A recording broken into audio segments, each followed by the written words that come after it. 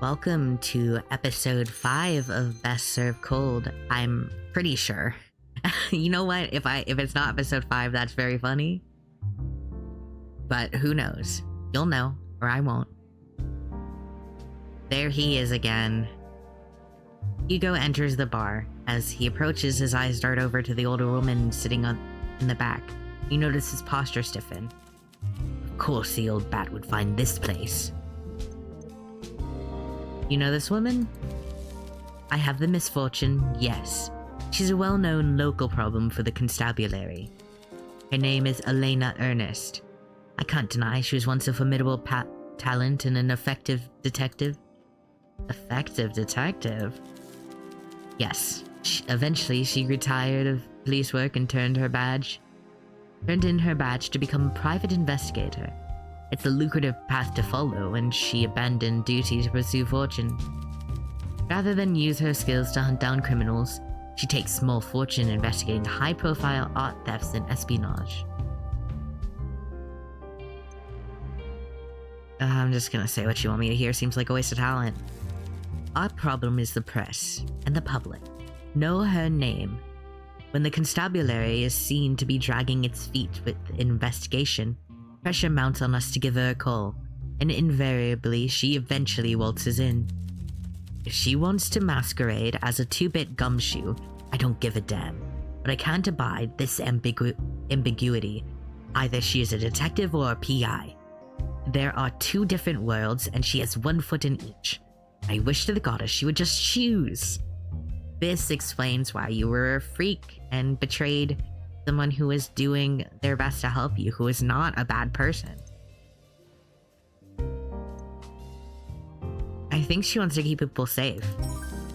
Perhaps, and if so, I would suggest she put in the proper application to rejoin the force. I can set aside my emotions for a moment. There's no denying that she's a talented, experienced investigator.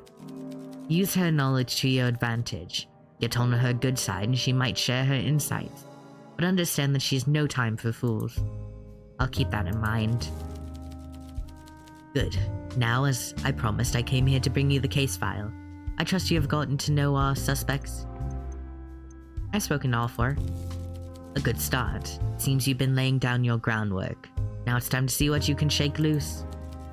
Tried to find out who had a motive to kill Alina, who is capable of the crime, and who has an alibi that would cut them off our list. I'll drop by every day.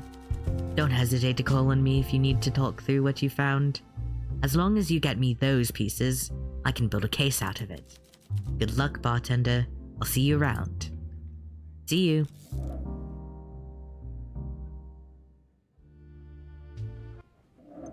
Can I ask you some more questions? No. Vincent, I want to ask you. You're probably like, hey, do you want to kick this guy out so bad? I trust everything is going smoothly. It's going well. Well then, what shall we discuss today? What sort of drinks do you like? Something classy with red wine served over ice and lemon? I'll put that down. I'm prepping. Vincent. Red wine, ice, lemon.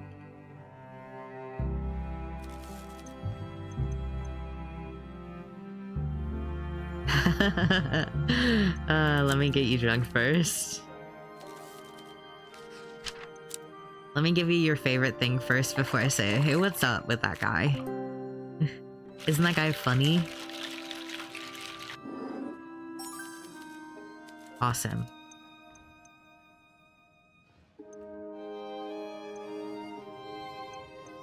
Yeah, I'll ask you. What's all that trouble with Detective Mertens? But don't worry too much about our friend Hugo. I can handle him. Handle him? Please, I assure you I have done my due diligence. I am confident we have leverage over the detective, but I doubt we will have to use it. The police know all about us? Don't create a ruckus. You must trust that I have put measures in place to protect us. Relax, I am not a reckless gentleman. He needs us, and I think he knows how tenuous all our positions are if we don't play together nicely. I will trust you, Vincent. Yes, very good. Please just go along with Detective Merton's request, and I will take care of the rest. Well then, what shall we discuss today? How's business at Libraria? Things are going quite well. I think I've spotted a few familiar faces here in the bar. Some of my customers from the bookshop are making their way here. But you happen to know Maria? I always liked that girl ever since we met last year. She may be a modest birth, but she's got the spirit of an educated soul. Besides spending time reading at the bar, she also frequents my bookshops looking for interesting literature, always on different topics too. What sort of topics? Well, let's see. The history of Sarah, some books on chess, obviously, and some of those women's romance books. Though I notice she likes the one with a lady and gentleman don't end up together. Gay. And a few weeks ago, she purchased a classic encyclopedia all about botanical poisons of Bukovi. A fascinating text and with gorgeous illustrations to boot. In light of recent events, that probably wasn't the most discreet thing to reveal. I'm sure it's a complete coincidence. I ignore the ramblings of this old man. Let's change the subject, shall we? Let's see that.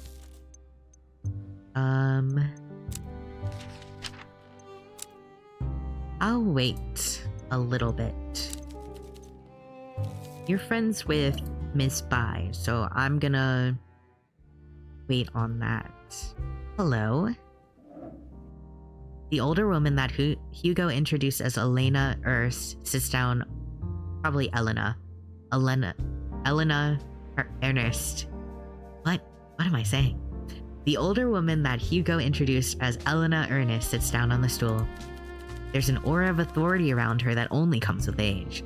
Her expression is pleasant and polite, but you know it can become stern in a flash. It's fascinating how Detective Mertens walks in and out of here unbothered by the fact it's the same business he once shut down. I would introduce myself, but I suspect that, given the look on Detective Merton's face when he saw me, he's already told you who I am. Still, I enjoy these kinds of pleasantries, even if they're redundant. I'm Elena Ernest, former detective of the Bukovi Police Department and current private investigator. Almost retired, but not quite. It's a pleasure to meet you. Since I am no longer on the constabulary's payroll, there's no need for me to feel guilty about enjoying a drink at an illegal bar. Could you mix something for me, dear? What sort of flavor do you enjoy? Would simple fruity flavors be enough to work with? Yep, simple fruity flavors. One drink coming up. Let's see if Vincent knows how to hire decent staff. Simple and fruity. This one's pretty simple.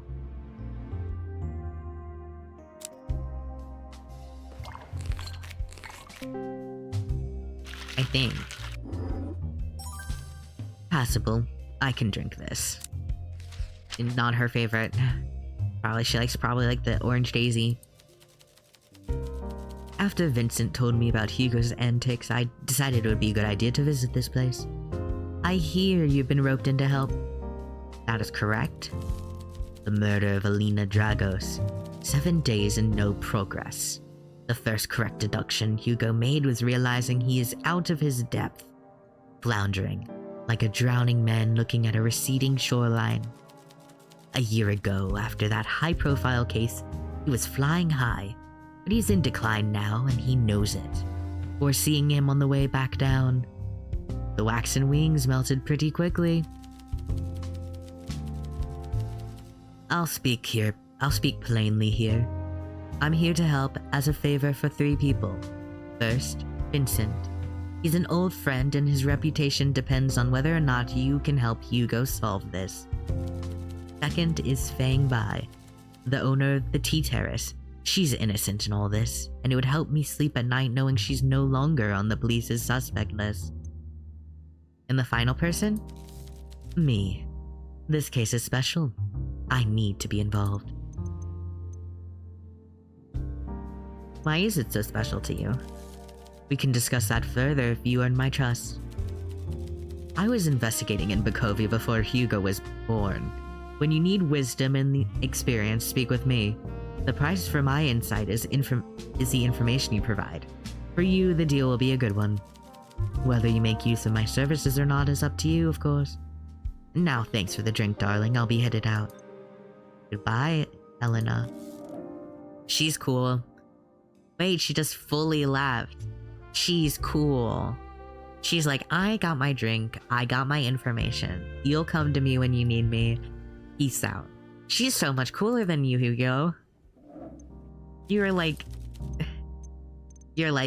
I'm the guy who solves things. I'm so good at solving mysteries. And then she comes in here and she's like, actually, I girl boss. She's so cool. I do love the extra, like, added flavor of her outfit and, like, styling obviously being, like, not as contemporary. Like, she doesn't give two shits if she looks like if she's wearing clothing that is out of fashion. She's just like, I'm here, I'm stunning, I'll help you solve this case because I want to. She's awesome. So I guess I have to, have I given you a drink yet? Nope. I'll try this.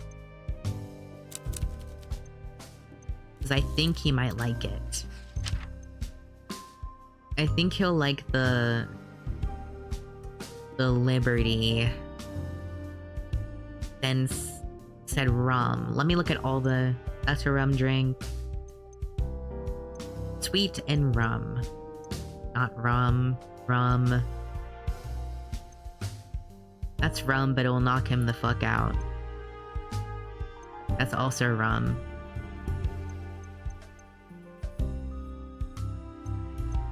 Maybe?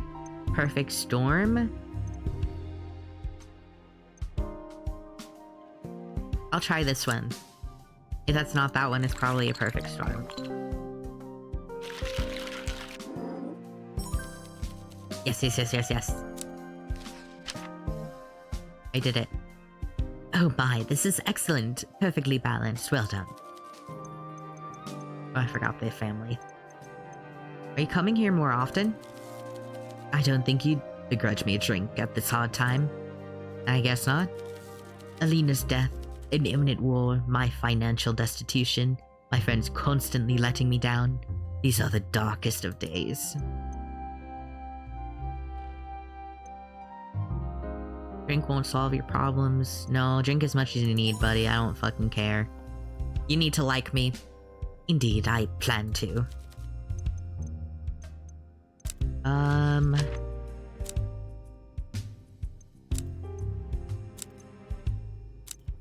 You know, no, I'm not doing that.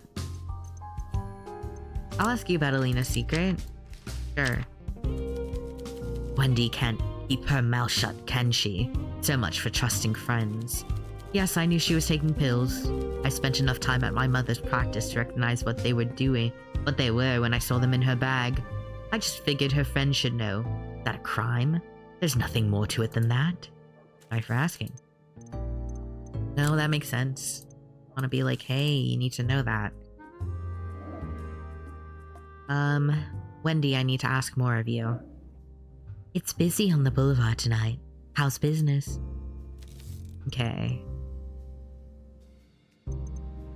Did I get you a good drink? One night stand. Yes, she likes a one night stand. Okay.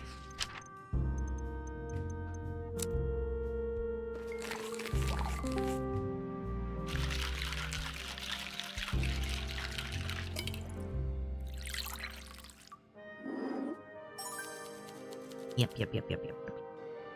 And that does get her pretty drunk. That's nice. So, you think blackmail?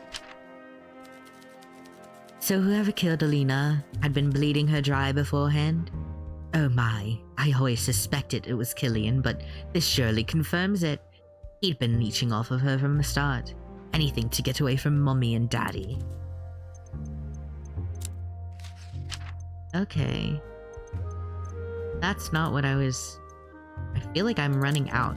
Once again, I need to, present more stuff to people, I think. They are...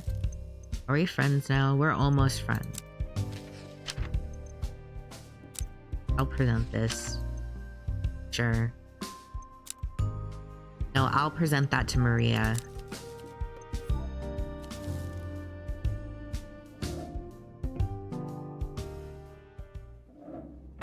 Another day.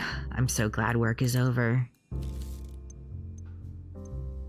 So she likes something that is... something strong. She kind of like this. Kind of like this. What's a 5? 5 will get her out of here, but I don't want that necessarily. I guess we'll, Is she like an orange daisy? Let's give you a liberty. Sure.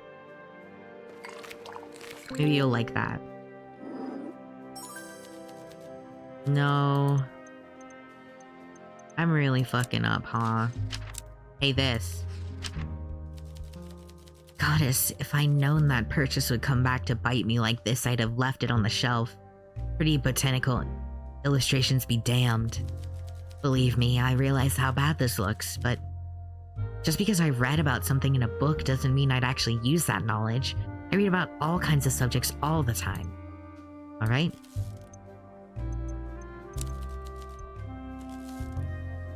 We are running into that. I might ask... Hugo, I need your help. Hugo. Hugo. Maria bought a book on poisons from Libreria mere weeks before the incident. Coincidence or not, it does not look good for her. Excellent work, bartender. Okay. We are stalling quite a bit. Miss Bye, my favorite. You need to be drunk. You need to be drunk. What did I write down that she liked? Citrus and fruit.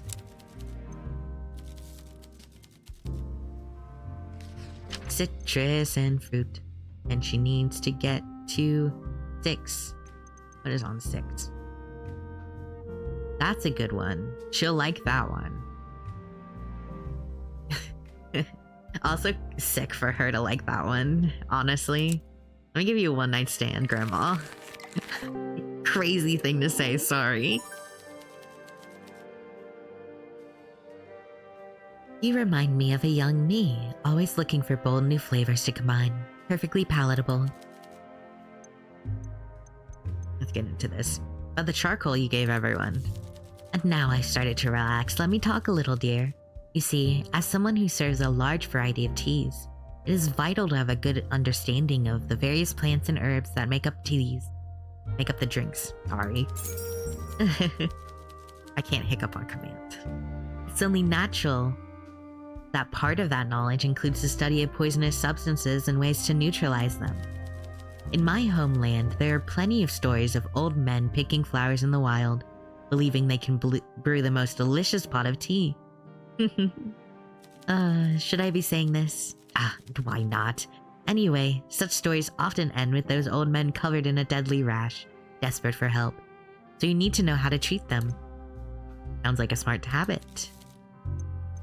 No, that does sound very smart. Go back.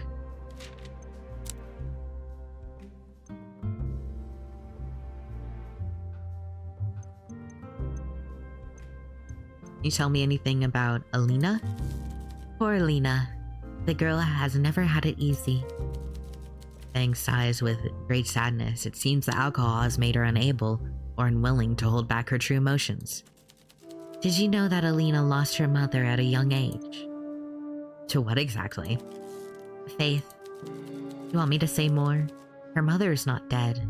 She abandoned her family to live with the cult, the Deus Urae. Growing up, the girl struggled without a mother, and her gambling father was more of a child than she was. Must have been tough. When she first stumbled into my tea shop with her friend Maria, The two were ecstatic to find a place where they could play chess in peace. I grew quite attached to those girls. Just last month, Alina called me Auntie Fang. About 6 months ago, she walked into the terrace alone. Then she cried for hours. When she finally calmed down, I asked her whatever was the matter. Maria and Alina had a fight. She didn't want to say what it was about, but it was important enough to end their friendship. The day of her death was the day of their reconciliation. They had just started talking again. I was so happy for them. My condolences. Oh. That's rough. Yeah.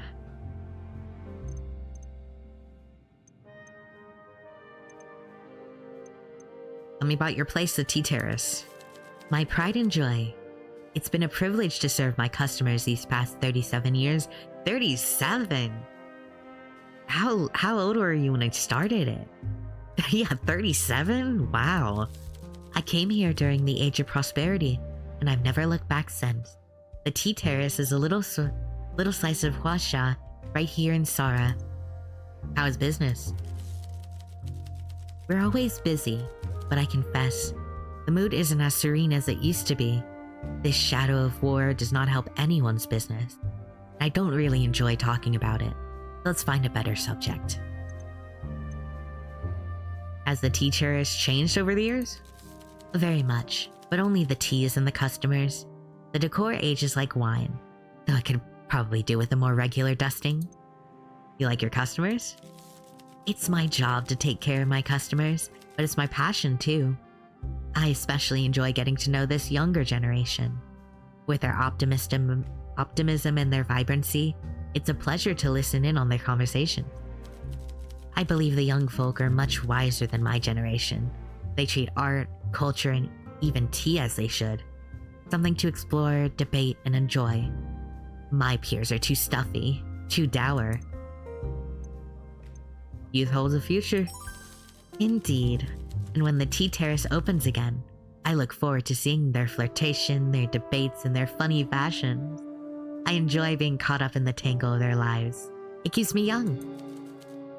Yeah, I understand why you and Vincent are buddies. Kind of have like a similar philosophy. Speaking of philosophy, can I ask you more about that? You're a sly one, using your craft to put people in a talking mood. I can see why the young detective comes to speak to you so often. I said what I said. That's all you're getting from me. Not a crime to have knowledge, is it? Fair. Are you reading earlier this evening? Ah, yes, my little book of wisdom. I wasn't reading it, I was writing it. You're writing a book? It's more like a journal. A notebook I use to keep track of all the things that give me joy. My friend Albert owns the old printing press in the stack, and he bound it for me so it looks like a little novel. That's a good idea. Thank you. I think we are often poor judges of what makes us truly happy. How so? Before I started this journal, if you asked what made me happy, I would say the usual thing. Peace and quiet and tea.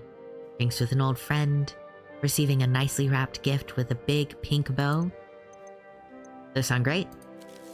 They're all pleasant enough, but they don't make me as happy as I think they'll make me. Meanwhile, last week I was sweeping the dust and loose tea in the basement, and I don't think I've ever been more content. Hard work is virtuous. Not about what seems enjoyable, it's about what brings joy. Next time you feel true happiness, consider what you're doing and what makes you feel that way, and then write it down. I will, that sounds nice. Now don't get me wrong, I'm not advocating against earthly pleasures, quite the opposite. Delicate tea, a cozy blanket in winter, the touch of a handsome man or woman. These are all fine things we should allow ourselves to enjoy. Let's fucking go, I love you. Miss Bai, you're awesome. However, I also believe we don't always know what we like. Pleasure lies not only in familiar places, and if we look hard, we can find it when we least expect to. And I need to think about this. Don't waste too much time on my nonsense, dear. What's the saying? Life is too important to take seriously. I believe in the importance of silly business. I love you. No, I get it. You believe in what? Oh, silly business is the heart of my philosophy. It's my belief that most of what we do in life is absurd, deeply silly. The business of life is absurd. And silly business? Yes, that's it. I have more to say, but perhaps another day. I've nattered for too long already. I love that. You are awesome. She's right, though. You gotta kind of do that. I'm doing the blackmail thing. How horrible. Alina had so much to give to the world, but all her killer wanted was her money. Okay. Not getting much out of this. Let me ask you about your friend. And then I will...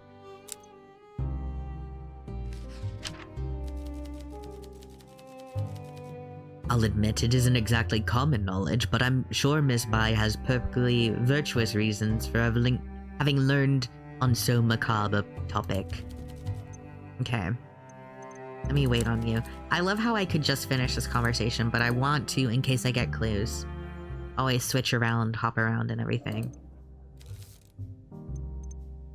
You know Maria well? I certainly do. How is the poor girl? She's a mess. I very much agree. After what happened to her best friend, I can't imagine her being in any other state. Truly sad. How strong was their friendship? Not as strong as it used to be, though you might be asking the wrong person in this regard. Some see the best in people. I usually keep an eye for the worst. At times like this, it does me no credit. Take Maria, for example. She always seems so comfortable being in Alina's shadow. Always unbothered by seeing her reflection in that second-place silver trophy, because her best friend was by her side. Sometimes I wonder what it would take to break that attitude. Like I said, seeing the worst in people can make me seem unkind at a moment like this. But I wonder if Maria was made to play second fiddle just a little too long. Of course. Okay. Okay, shit. Like something has finally changed. I think it's just like, I don't know, resentment and untold feelings and kind of like all of that, you know, had its burdens. Tell me about this. Oh yes, that whole melodrama. It was rather tedious. You know what happened? No, I can't say I really cared much at the time, nor do I now actually. I just know Alina was terribly upset afterwards, abandoned like that by her best friend. I didn't know her too well back then, but I figured it was time for me to step up and fill Maria's grubby little shoes. I suppose I'm grateful. We became good friends.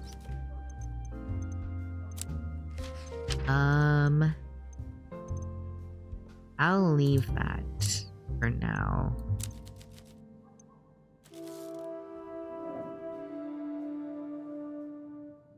Let me get you. You don't like me yet. Tell me about this. Oh, yeah, I remember that day. It wasn't pretty. I've never seen Lena cry like that before. Do you know what the fight was about? No clue.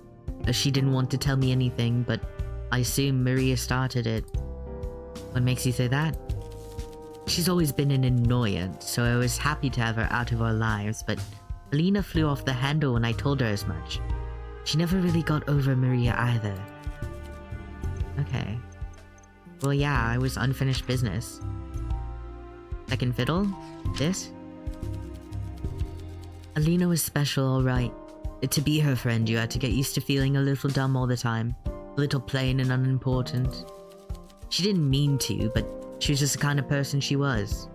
She'd shine so bright, it lit up the room.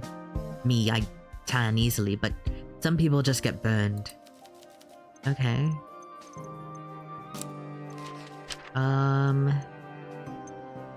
Not doing that. I just have to go to Maria. And finish out Maria's stuff. There's a lot of actions here. There are friends that can support you. Who? How about Miss Bai? Miss Bai is very nice. She reached out, but I keep telling her I need space and time. I guess I could go talk to her. She was kind to Alina, to both of us. It's Alina I needed to talk to. We stopped talking for so long, I forgot how mad I was at her, at the tea house. I was happy we were reconciling, but that anger, it didn't go away. It still hasn't gone away. You couldn't control the anger? No, I still can't. I don't care what happens now. What about your family? Back on the farm? Mom was too busy keeping my brothers out of trouble and running the house. Dad had a stroke. Sorry. He smiles more now and shouts less. He's happy enough, they all are. But they don't need me, and I don't think they can help me here. I have to do it alone. Oh. So this? What business is that of yours? I came here to relax, not be interrogated by some nosy stranger. Sorry, that was improper. It's okay. I shouldn't have flown off the handle like that. I've not been feeling myself. Of course you haven't. I'll do it again. Why were you talking to Wendy about me? That woman has never had anything charitable say about anyone. I didn't mean to offend you. It's alright. Conversation is part of your job. She does have a point. My whole life, Alina was better than me and there was no jealousy over that. She was my inspiration. But something happened? I guess nobody's perfect. Not even Alina Dragos. Catch up. You're not in a good mood. That's sad. Do you know anything about, Bang? Possessing knowledge is not a crime. Okay? I was just asking if maybe y'all talked about stuff. If you had an interest. I guess you're more, like, interested in the art of it? I don't know. What do we have? What have we gotten? Unfriended is a motive. I assume that's what it's gonna be for.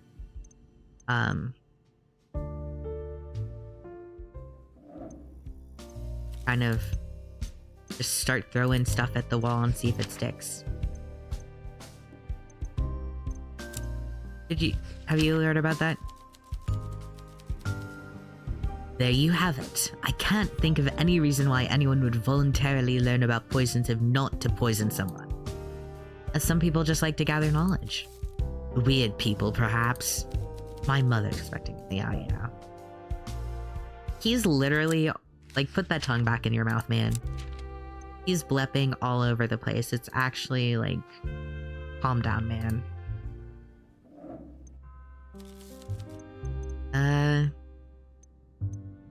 Any family in Bukovi, Vincent?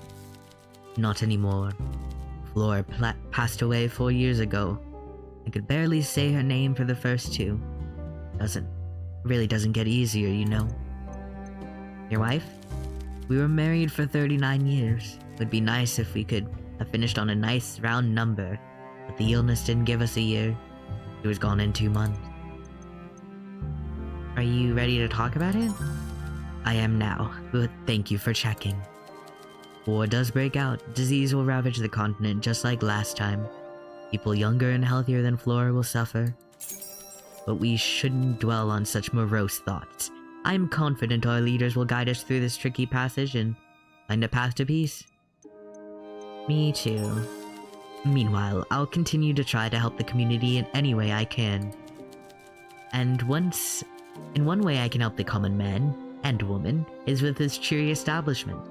Flora would have ordered a gin with lime and spent many hours down here with us all. Excuse me a moment. I think I need to talk about something else. Vincent stares off into the distance. You should talk about something else. Oh, buddy. Oh, buddy, oh, pal. Anything new with you? Nope. Tell me about the second fiddle stuff. What else do you want me to add, bartender? Why not ask someone else? Okay, that's true. I should just start doing that more.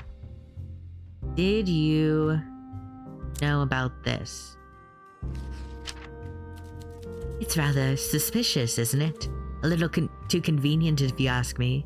Then again, what do I know? Perhaps they teach kids all about poisons in Huasha. Yep. I need to make you happy. So, doesn't matter, just make something to take my mind off things. We're friends now, but... Charcoal. Miss Bai may have saved our lives. Why are you treating her with such suspicion? You don't think it's a little odd? No, I don't. She knew Alina was perfectly healthy, so of course it wasn't a natural cause. And her knowing to administer the charcoal? If someone being smarter than you makes someone suspicious, you must be nervous a lot. Touché. She got my ass. Hugo, let's regroup. Oh, anything else I should know about Elena? Keep conversation with her to a minimum. She's accustomed to manipulating experienced detectives and seasoned criminals. She'll eat you for breakfast. You want me to avoid her? As much as you can, while still using her skills in the investigation. Would she say the same about you? Undoubtedly. How do I know who to trust? Because I just told you who to trust. I don't trust you. And she's really cool. Did you realize she was really cool? Interesting. It's possible she learned at a young age out of mere curiosity, of course. But one has to wonder why such a topic was ever relevant in her life to begin with. Perhaps it's time to take a closer look at Miss Bai's past. Unfriended? A falling out between close friends. Oh, this could be important. I wonder what their conflict was about. Considering how close they once were, it must have been serious. Do we know of anything that happened around that time? I think it was probably like dating related, right? It takes a lot of humility to be content living in someone's shadow, but nothing will poison a friendship faster than envy and ambition. Something clearly happened between those two, but what? But what? See what you can piece together. Okay. See, he's like, don't trust Elena. And I'm like, she's cool though, and I like her.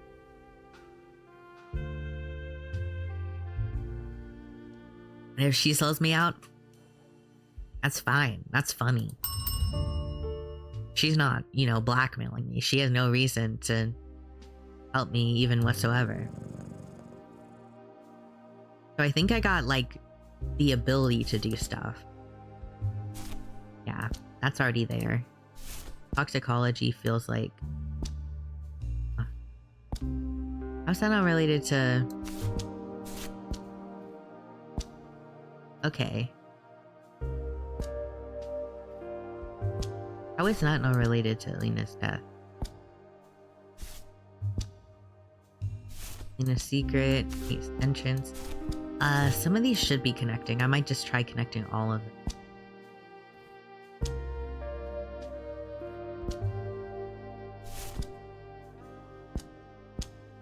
Was this why? Yeah. Because she was cheating. She was cheating. And would that be related to Alina's death? Because she's playing second fiddle. Duh. She's playing second fiddle, but she's been cheating. Yeah. So suddenly, it's just like, hey, you want to keep me in your shadow like that? That's crazy. So that's your motive. Why is this? Bonk, bonk, bonk, bonk, bonk. Just doing all of that. Toxicology. Did a charcoal. I mean, yeah. In a secret. That? No.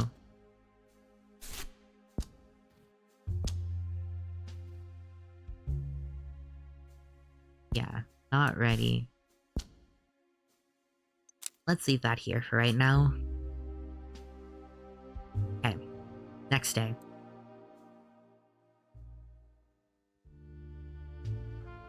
Keeping an eye on the days so that when we get to 8, if I need to, I can do it. Oh, is that new? Has this always been here? This is a jukebox? Wendy Brooker sits down at the bar, a serene smile on her face. But I was about to do her voice. Got something to celebrate, Wendy? Celebrate isn't quite the appropriate word, though I do indeed have something to look forward to. Time for another sojourn back to the family mansion. I try to visit once a month. While the area around it has always been quite dull, I do enjoy the opulence of my childhood manor. How's your relationship? Well, have you ever considered inviting them to visit you in Bukovi? You sly fox, looking to attract more affluent customers to your bar. No, I'm afraid they're too deeply rooted in their hometown. Lots of historical attachments and whatnot. I do hope the train ride is a little more comfortable than last time. While it beats the old stagecoach my family used to take before this new invention, there's just something awkward about sharing your means of travel with strangers. I'll say a little prayer for you. I should be back next week. Don't miss me too much, darling. Keep the lights on for me. Bye. That puts a damper in things. Uh-oh, oh, okay. You're here and Peter's here. That's surely gonna be okay. Everything is surely fine right now. Vincent Fleur, humming a tune, descends the stairs and enters the speakeasy under his bookstore. Everything going smoothly with the case, bartender? Yep. Very good. I might have something to help it run even smoother. Have you noticed that large machine installed back there? I did. I was like, what is that? So that's what was under there. That machine. It's called the Stack. It's like a wondrous digital library that you can consult about any piece of information you'd wish to learn. Or so I've been told anyway.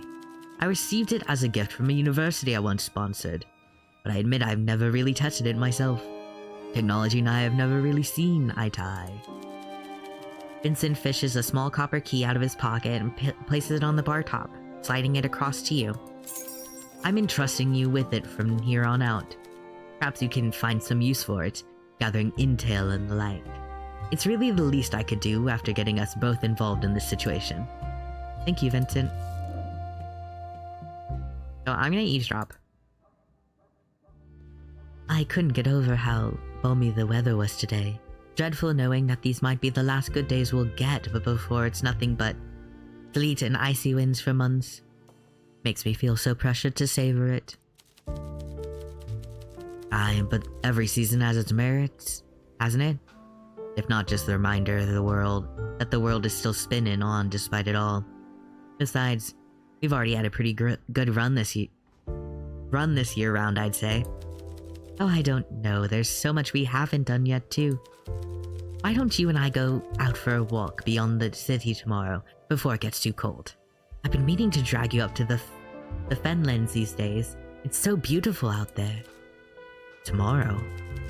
Yes, there's this lovely little roderie that happened on Piazza de Pesta tomorrow morning. And they have this one stall that sells the most delightful little viennoiseries. Absolutely delectable, especially the eclairs. That does sound alright, but... Right?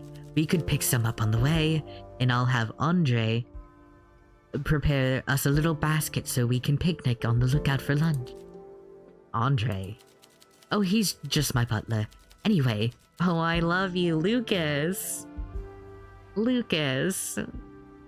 You're so cute. What the hell? Like, if things don't work out, call me. You can call me Lucas. Anyway, I saw this funny little red duck around there, and you absolutely must tell me what it is when we find it again. I'm sure you know all about it. Lucas. I'm not sure if it will rain, but I'll pack us an umbrella anyway. I don't have binoculars though, so I'll leave that part to you.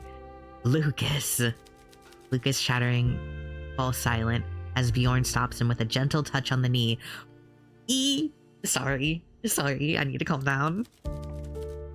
That all sounds absolutely wonderful, but I have work tomorrow.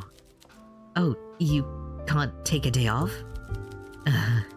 If only. They still haven't gotten the union off the ground.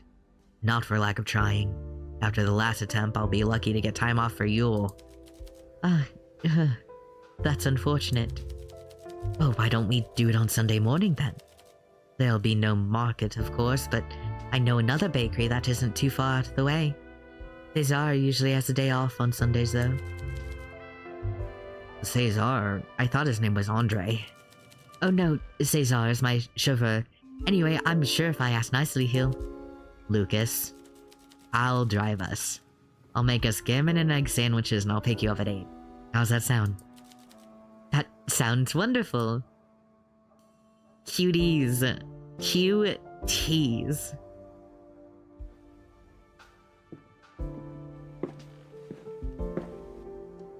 Back stands at the corner of the bar. This model was modified to operate on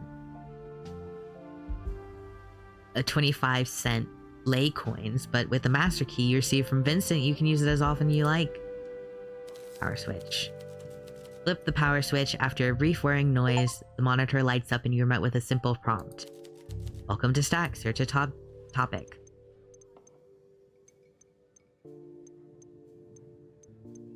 Okay. You. Detective Mertens registered. Detective Hugo Nestor Mertens. Nestor? I hardly know her. I should not be laughing at that. That's not funny.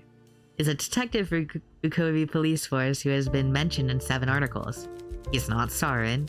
There's a mention of Detective Mertens of the Grux Police Constabulary in the country Belgia. The earliest mention of Detective Mertens in Sara was in 1926. He's listed as one of the youngest detectives in Sara, having received a promotion in November last year after his work on the Bukovi killer case. The police were unable to apprehend the presumed perpetrator, Elliot Lynn, though no more cases have occurred since his disappearance. That's all the information I have. Okay.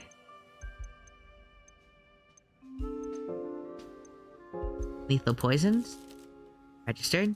Sorry, did you say you want information on lethal poisons? Yeah, I forgot there's a person here. Whoops. Yes. Please clarify the reason for this query. Such information may violate our safety protocols. It's for research. You are not the only person to ask about this topic recently. Are you pursuing this query in a professional context? I'm working with Detective Mertens. Confirmed. There are hundreds of lethal poisons. Which ones are you interested in? Poisons that are hard to detect in drinks. Confirmed. Results will be filtered to those marked as botanical poison, whose natural essence will not greatly alter the taste of beverages. There's a brief delay. Results. The most common used botanical poisons in Saran history are wild heart, reaper's caps, lynx bane, and moss mold. Most deaths are accidental, though there are some historical examples of assassinations via these poisons. Properties. Confirmed. Now listing all properties of common botanical poisons of Sara when a lethal dose is ingested. Wild heart. Time it takes to effect 1 hour. Symptoms: sweating and increased blood pressure leading to heart attack. Reaper's Cap. Time to take effect, 8 hours. Symptoms: skin rash, hallucinations, and severe internal hemorrhaging. Luxbane. Time it takes to effect, 4 hours. Symptoms: severe coughing and convulsions, with death by asphyxiation. Moss Mold. Time it takes to effect, 30 minutes. Symptoms: severe psychosis that can lead to suicidal ideation. All these poisons are native only to Sara and found in and around rural areas. Methods of harvest and extraction will not be shared due to safety protocols. Okay, thank you. How does this machine work? The Silas Tech Archive connection. I'm Silas. Hello, other Silas, who's a computer, is a major step forward in information technology. It connects users via radiophone terminal with operators who will answer user queries from the comforts of their own homes. It is time to trade in your encyclopedias and stick with Stack. There's a person answering all these questions? Confirmed. My name is Ilya, and I'm an operator for Silas Tech. How can I assist you today? How do you know all these things? The finest reference machine ever printed. Reference material ever printed, cross-referenced by skilled, articulate information officers like me. Interesting. Okay. What does an operator do? Are there other operators? Operators are trained information officers ready to help manage your searches. Operators are designated on a per-console basis, though some consoles may share operators. If I'm not meeting your expectations, please let us know. Should you wish to change to a different operator, you can submit a request from the main menu. You're doing wonderfully. Confirmed. That'll be all.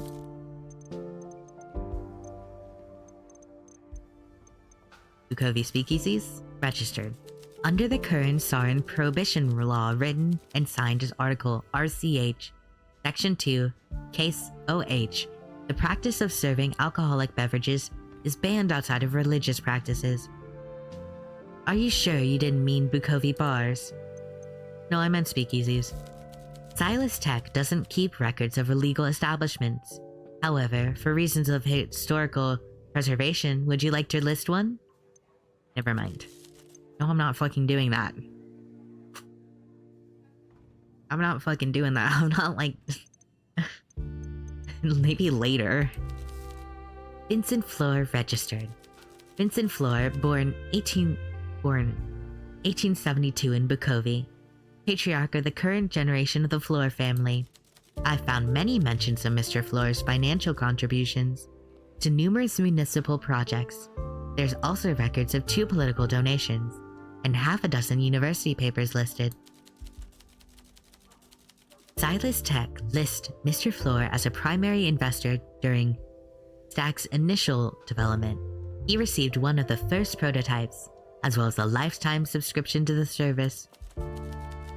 Mr. Fleur oversees the Fleur Foundation, which has business interests in the political, administrative, and charitable spheres of Sara. I also have a police report that shows Mr. Fleur was cautioned last year for running an illegal speakeasy. The report mentions Constable Hugo Mertens as the officer making the report. Okay.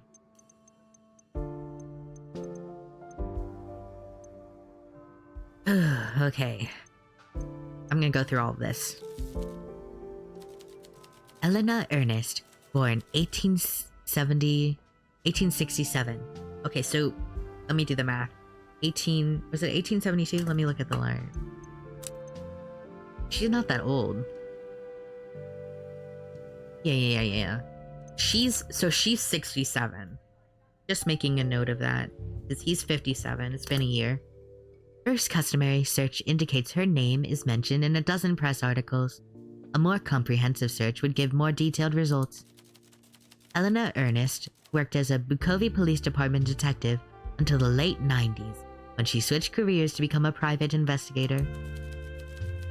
She solved many crimes, including a double homicide in Bukovi in 1899, where the constabulary failed to make progress until she came aboard. Interesting. Just interesting. Fang Bai, do you know Fang Bai? Fang Bai, born 1873. Migrated. Miss Bai migrated from the Empire of Huasha to Sara in 1893 and is the current proprietress of a small tea house called the Tea Terrace, just off the central boulevard of Bukovi. Local articles from Sara newspapers focus on a recent murder that took place at her establishment. These give me some time to find more information in translations from Huashan papers. A series of three dots begins to loop on the screen of the terminal. Since this will take some time, you decided to return the bar and check in later. Out of the corner of your eye, you notice the screen flashes and a new prompt appears. Research translation complete. Thank you for your patience. Fang Bai was mentioned in an article from a Huashan newspaper regarding a mass poisoning that took place at a tea house where she was employed as a waitress.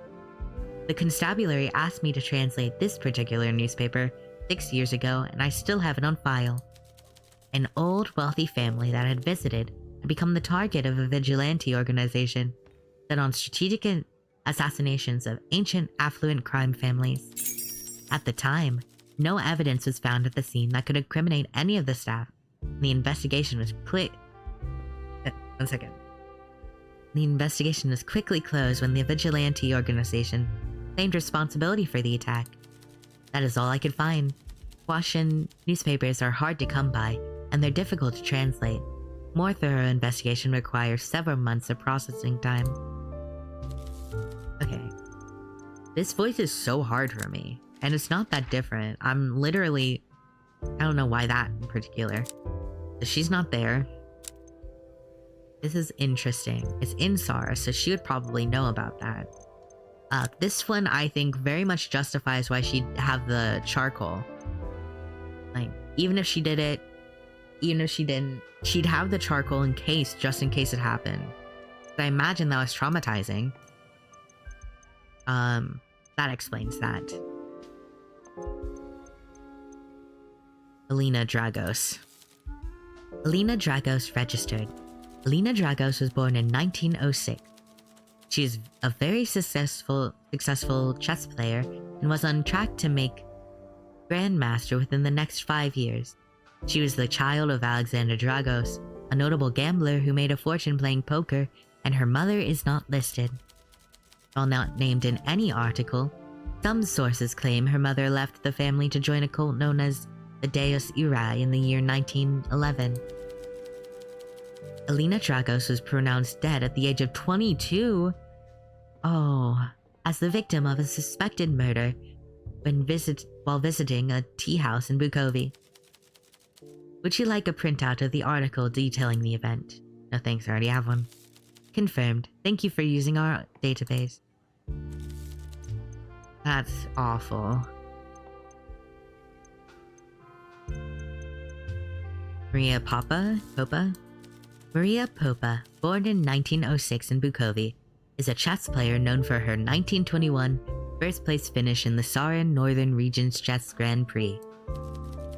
She won a tournament in 1921 at age 15. She's local to Bukovi. According to chess periodicals, she's achieved top 3 finishes in several more competitions, though I can't find the tournament names. Okay. Killian Durand registered. Killian Durand, born in 1905 as the child of businessmen Maurice Durand and Dr. Agatha. Oh my god. I'm gonna need to get a drink at a certain point. As I have said, I've drunk so much liquid. I am so hydrated. But still, I'm like being killed by these voices. Killian Durand, born 1905 as the child of businessmen Maurice Durand and Dr. Agatha Durand. Several archives contain documents regarding applications for a variety of notable universities, and colleges in and around the nation of Sara. None of them are marked for approval, as all the attached application tests display a grade below the accepted standard. He was able to start medical studies at Bukovi University as a legacy student due to his mother's status as an alumnus, but dropped out in his second year. Oh, he really is no thoughts had empty. Wendy Brooker registered. Brooker is a common surname in Sara. Nothing else about Wendy Brooker? Records show no notable entries with that name. Even in the context of old money? Please hold. Records for old money families are often missing or incomplete. This can happen for many reasons, but sometimes it's because they have the resources to protect their privacy. The monitors seem to be receiving more information, but the connection is slow. For a while, no new text appears. You periodically look back at the screen to see if there's anything new. As you're about to flick the switch to reset the terminal, response finally appears. We are complete for all registered old money families, their marriages, relationships, children, and adoptions with mentions of the individual Wendy Brooker. 0 matches found. Please note the archives may be incomplete due to privacy restrictions.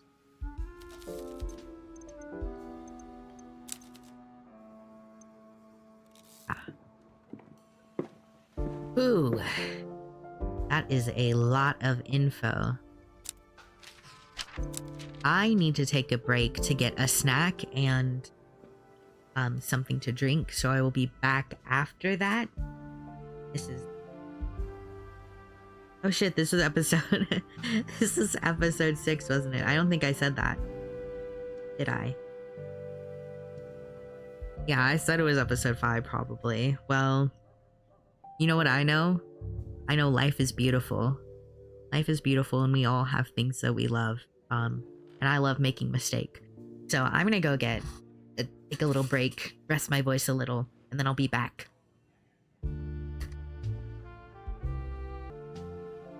Alright, I took my break. I'm back. Refreshed.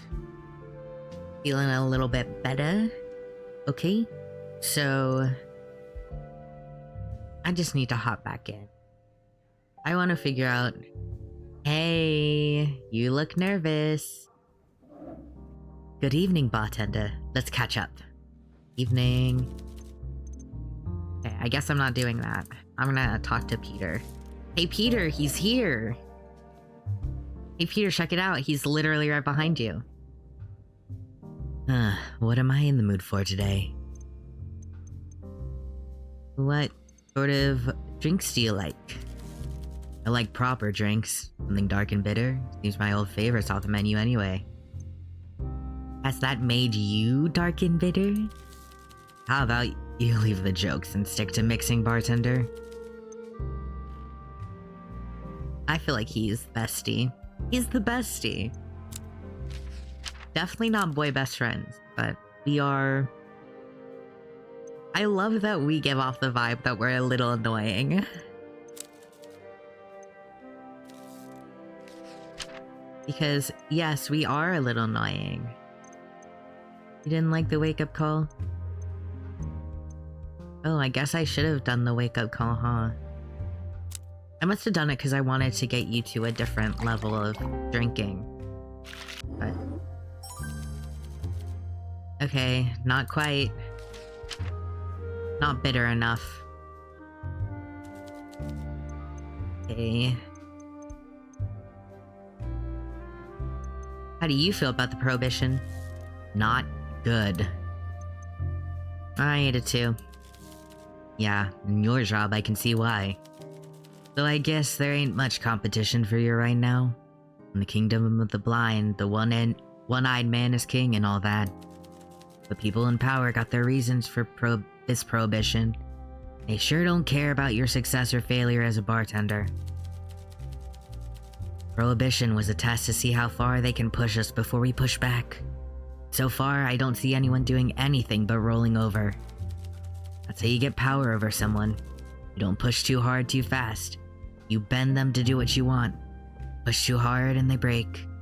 They fight back or try to get help. That's how I do it. You just keep testing the waters. Push a little, edge into their space, make demands, disrespect them, but not so much that they notice at first. And one day they wake up and realize it's too late to fight back. You already have them under you. It's too late for them to get indignant, to stand up for themselves. You already cut them off at the knees. Is that how you got into this line of work? No one cut me off at the knees. I take orders from whoever pays me, but they don't own me. It's just a job. I collect from people who run, and those people are, in my experience, weak. They got no spine. That's Sara, though. The Sarans rolled over every chance they got. First the mobilizations, then prohibition, conscription. It'll be curfew next. It's all about power. That's how you keep it. And how you keep it. Why, though? Why? Because no one is questioning power when they're already on their knees, terrified of the war. Terrified of war. Sorry. Trust me, strength recognizes strength. Some days I gotta be a monster.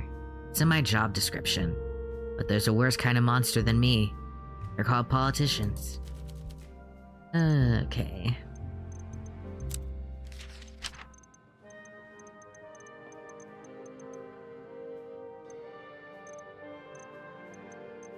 I'm gonna take a sip of my drink.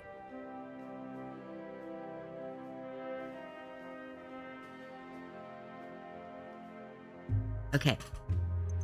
Any good work stories? Stories from my work? You sure you got the stomach for that? Yeah. I guess I could tell you what happened with me, Gillard, and Ronzi did a spot at a rundown outpost store in the Rava Valley. Before we left the city, Ronzi threatened a liquor store owner, and to keep the wolves, us, from the door, he let us borrow his radio cab. It had a big storage unit in the back. You know, like those delivery trucks that bring fish to the market downtown. Anyway, we were all thoroughly inebriated on the bitterberry wine Gillard had secured for us in the morning, while those two were taking shots, driving and drinking. I had a rummage in the back, and you won't believe what I found. What? A fancy dress costume. A big, fluffy bear costume. The liquor store owner must have been doing kids' parties on the weekend or something. Anyway, Gillard gets so drunk, he puts the costume on while me and Ronzi are taking a piss. The suit was massive, fuzzy, and even had all the ears and everything. Fancy stuff. Stumbling around, making bear noises, and we're all laughing our asses off, but this mad farmer comes running out of the trees. Turns out he lived in a farmhouse nearby, and you will never guess what this guy was worried about. Real bears. Turns out they have big brown ones up there. Poor Gillard didn't even see it coming. Both barrels of the shotgun. Boom. What? You remember what I said at the start, right? What made you think this was gonna be a happy story? He was a mad bastard anyway. At least he went out in a memorable way. Most of their guys I worked with back in those days just had infected stab wounds or pickled their own livers. Poor Gillard. I like to think of him in the afterlife, in the goddess's arms, still wearing that stupid bear costume. And he's still growling. What am I in the mood for? Love him.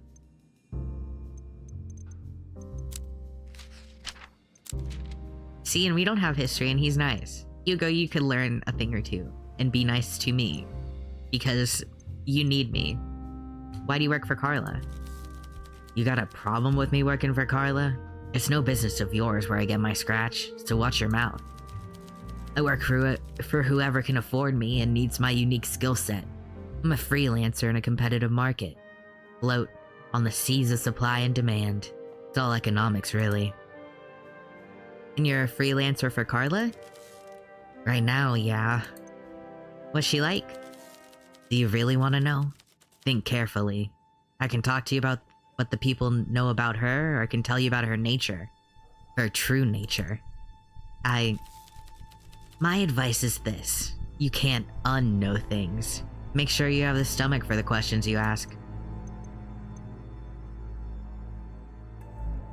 Yeah, sure, tell me. Someone like Carla doesn't get her hands dirty very often, but you can't forget where she came from. That's what she did to get where she is now. She sat down with the old boss, King. They had a face-to-face. Can you believe that? The two most dangerous people alive sat opposite each other at a table like it was any other business meeting. Slicing up the city, deciding who got what. King got the casinos, Carla got the racetracks. Carla gets the protection rackets, King does the laundry. Only problem was, Carla decided her piece of the cake wasn't big enough. At the end of the meeting, they can't reconcile. But King doesn't seem worried. He goes up to Carla and reaches out a hand. I guess he thought, at the end of the day, she's just a dame. They was both unarmed. What could she do to him? What did she do? She took his hand, then she looks him in the eye and says, "It's already done." What was already done? That's what he asks. He doesn't seem nervous, but he should be. She explains, all your men, all your connections, everyone you think you can rely on, they're already gone. Gone. Gone, one way or another. Most she killed, a few she turned. She knew the meeting wasn't gonna work out, but it was all a distraction. The final part of a meticulous plan years in the making. What did he say? It was too late for him to say or do anything. In that moment, the craziest thing was he believed her. It would have been easier to dismiss her words as a bluff, but he knew. He knew she was telling the truth. How did she do it? Bombs hid in radio cars, hitmen waiting in cafes, poison in wine, piano wire around the neck. I hear she iced 47 guys, all in a 10-minute window during that one meeting. Can you imagine the planning that takes? She even had King's boys who were standing outside the meeting room strung up, waiting for him like decorations. The guys in the room already turned too. That's why Carla's dangerous. They say anger is the strongest emotion, but the quickest. Gone in a flash. Not for Carla. Her anger is cold, it waits and waits, never goes away. That's how I judge people. Our true nature isn't what we show to people. Our true nature is what we are capable of, what we can hold on to, and what we can do when someone threatens what we have. That's who we are. Interesting. Interesting. Interesting. Oh. That's replaying the cutscene. Let's go back. Hey Peter, do we want to talk about that now? Do you want to talk about how this guy is gonna... Well, oh, and I can't really get you to like me more, huh? Well, I'll give you this. I'll give you this info, we'll run through it. It sounds credible, the timeline sure lines up, but why would Alina's use of medication have sparked a conflict this serious? I would understand a reaction of... Yeah, that's just a hint. Here's the motive. A long-suffering victim of foul play, ending their rivalry with a final checkmate. It's a solid theory. Still, would Miss Popa be capable of such a cold, calculated act? Let's try to find out how she really felt about Alina. She was in love with her. Hey, Wendy's not here. Sure how this relevant. Do you think Miss Booker might be trying to skip town? I think she'll be back. Alright, let's keep it in the back of our minds for now. Link Spain, here. Excellent work, bartender. You're more resourceful than I gave you credit for. Good. So this is all poison then? Not the kind of plant you can get your hands on in a city like Bukovi unless you're exceptionally well connected. Or a medical professional. Our poisoner must have gone out of their way to obtain it. Finding out who had access to Link Spain could lead us to our culprit. See if any of the witnesses can give a timeline of events too.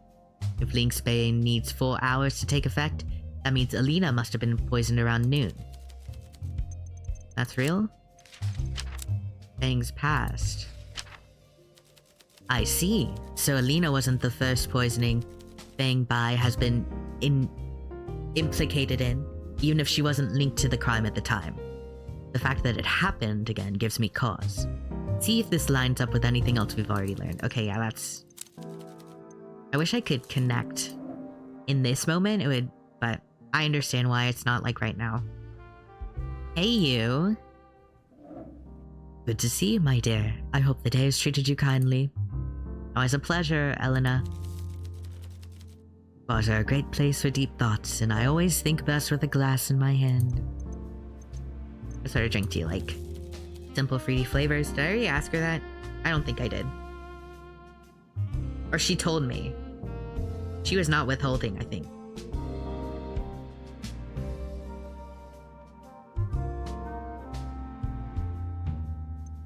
Definitely. I think I have her favorite drink. No, I didn't. It was the Daisy one.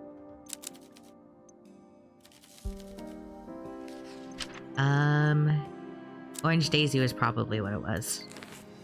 Oh shit. That would have been really embarrassing. An auspicious start. This is blended perfectly.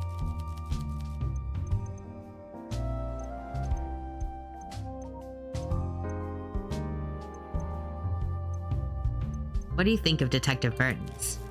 What do I think of him? Yep. Well, he didn't get his current position without displaying some ability. He's no fool.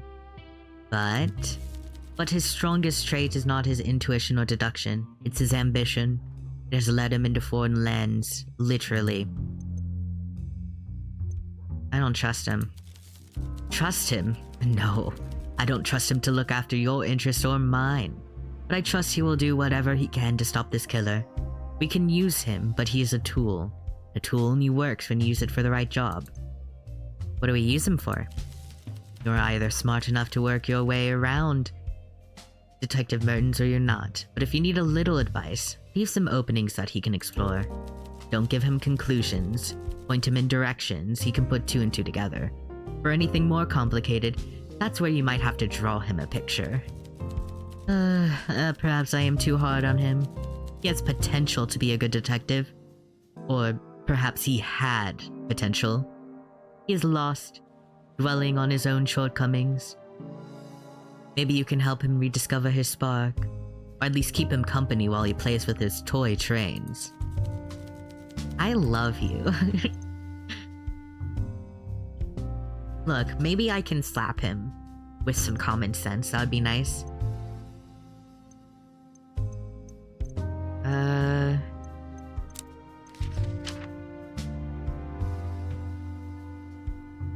Do you know about... I guess let me... About Linksbane, would you know where someone could get it? Fascinating. All of Alina's symptoms match those of Linksbane poisoning. That's a plant native only to Sara. Our nation's history is littered with stories and rumors about Linksbane poisoning. It's a useful medicine, but a potential toxin. And with all things, it's the dosage that makes the difference. That can be hard to measure if you're not familiar with the plant and the process. You'd be shocked if you didn't find a small stash of the stuff in the office of any doctor on the Bukovi Boulevard. How do you know all this? I paid attention in history class when I was in school, and I paid attention when I went for dinner with Dr. Durand and her son Killian. Fascinating. See, that's what I thought.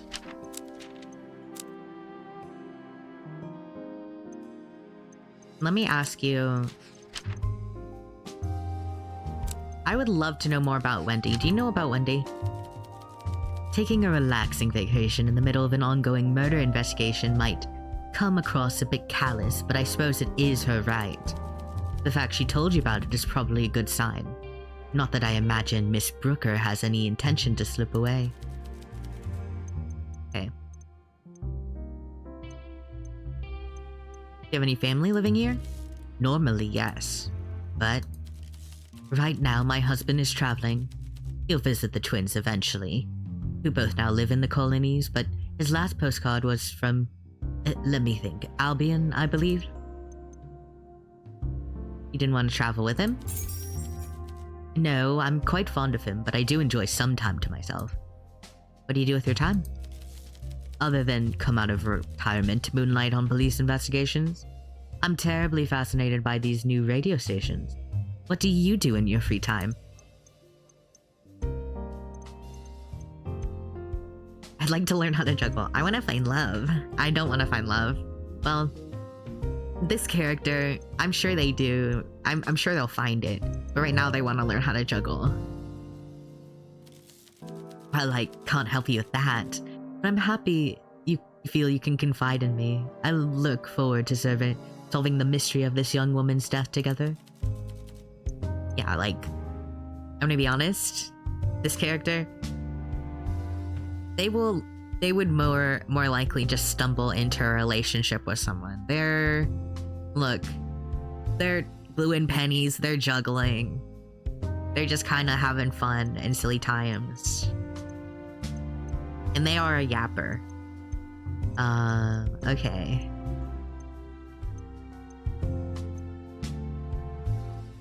Why did you decide to come out of retirement? The poison girl, Alina, she was a bit of an outsider. Something about her death felt familiar. That feeling, it's a scab I have to pick at. It reminds you of another case? Yes and no. It reminds me of a way I used to be. It reminds me of the old Elena who didn't back down from challenges and wasn't afraid to follow her instincts and see where they lead. What happened to you? Defeat humbled me. Defeat by whom? I had not expected to be talking about this with you, or anyone. Perhaps when we know each other better, I'll say more. Interesting.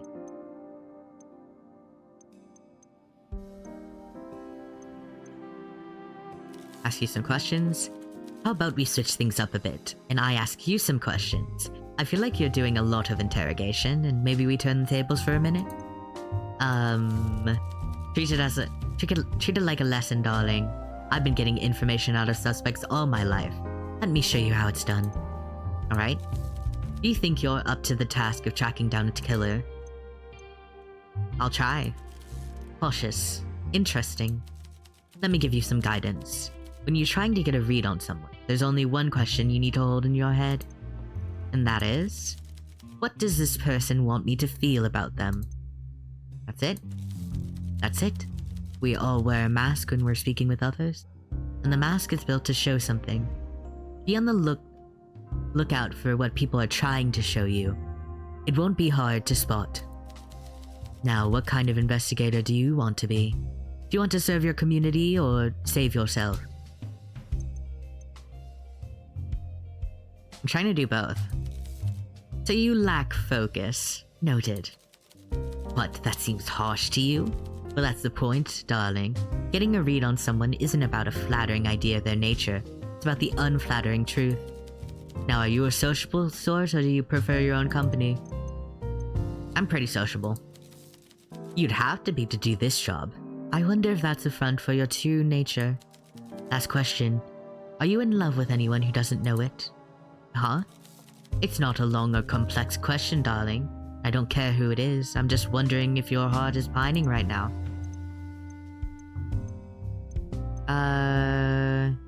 I don't know anyone like that. There's no one I don't know anyone like that. Like, maybe if you asked a little down the line and it just feels more thematic that it would be for Sandra or whatever. But I'm not. Well, smooth sailing makes you appreciate the waves when they come again. And though things are calm now, a storm can come at any time. That's all my questions for now. What's the point of this? 3 things. To practice, to educate, and to form an opinion of you. And I am rusty, but my instincts remain. You'll have learned a little something, if you were listening. And I haven't decided what I think of you, but you're not boring. That's enough for me, for now. I like you. I'm leaving you for a second, though.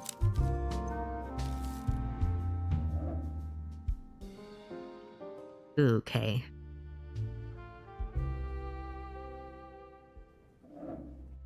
Everything's going smoothly.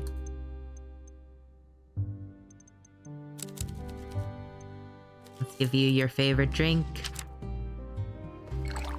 Let's see, what I'm curious, we're building a lot. I wonder how relevant those answers will be to anything. I don't think so. I think they're just flavor text. Are there good food establishments nearby? Yes, the boulangerie on the boulevard is splendid. They always bake me a fresh baguette when I take my morning stroll through the park. Any other types of food? Yes, the patisserie, the bakery, the pastry shop, the macaroon cafe, and that lovely new establishment that puts honey inside the pretzels. Those are all cake places. Well, what do you expect? You know I have a sweet tooth. Everyone knows, most especially my dentist. Might you indulge me for a moment and help me settle an argument between me and my friend Albert? Tell me, if you had to choose one pastry, just one, what would you choose? And I know pastries may not be the right name, but let's not get bogged down in semantics. Albert says one choice is objectively better, and I disagree. So please share your choice. Only get to keep one, the superior option. You can choose cookies, croissants, donuts, or pretzels. Choose wisely. Those aren't pastries. What did I say? Forget about the definitions, just choose. See, I like a savory pretzel. Cookies are fine. Croissants are fine. Like, I only really like almond croissants. Donuts are pretty good. I think cookies have the most versatility, and if I gave up, like... Yeah, because, like, texture-wise, they can kind of... They can do more. Incorrect. A fresh, soft cookie with hazelnut paste or chocolate chips is good. I was thinking peanut butter cookies, man. Those are my favorite. But it's second rate at best compared to the other options. Well, this was most enjoyable. I'm warming up to you, you know. You are finding your feet here. Very good. I must speak with Albert soon and inform him of the outcome.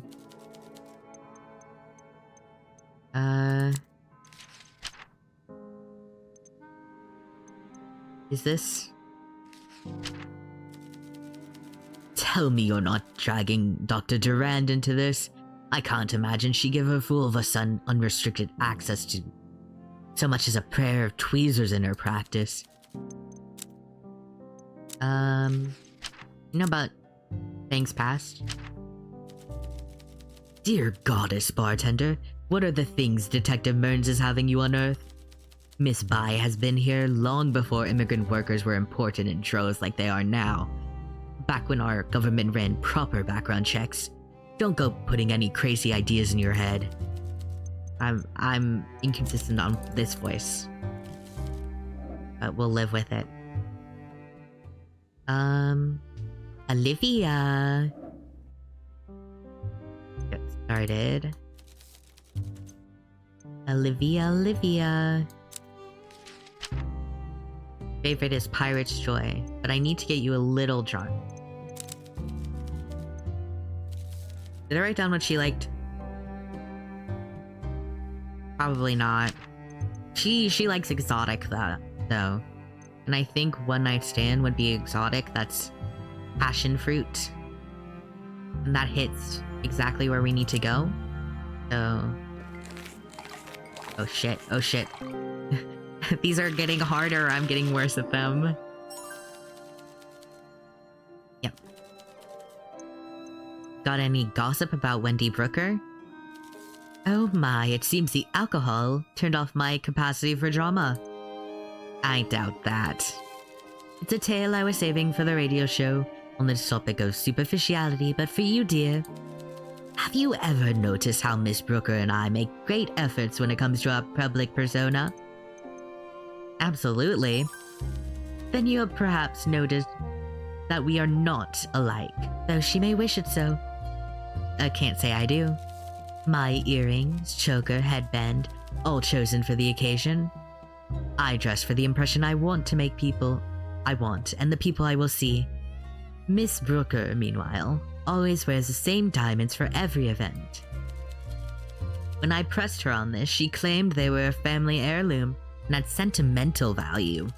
I wasn't convinced, so I examined her earrings and that rock she sometimes wears on her finger. It's probably fake. And they're not diamonds, they're rhinestones, as fake as the rouge on my cheeks. Moneyed families can fall in hard times, but they sell off their beach houses and fire their help. They don't pawn the family jewels. Refinement sharpens the senses, and without it, a fake can fool many people, but not everyone. I've said enough already. Don't tell anyone. It will spoil the next episode of the show, darling, and I'll know it was you. I wouldn't dare. What's the recent gossip? Oh, come now, darling. That's not how the game's played. Knowledge is power. We don't give away our power unless forced. And gossip is knowledge with entertainment value. Spicy knowledge, if you will. What does Olivia have to offer?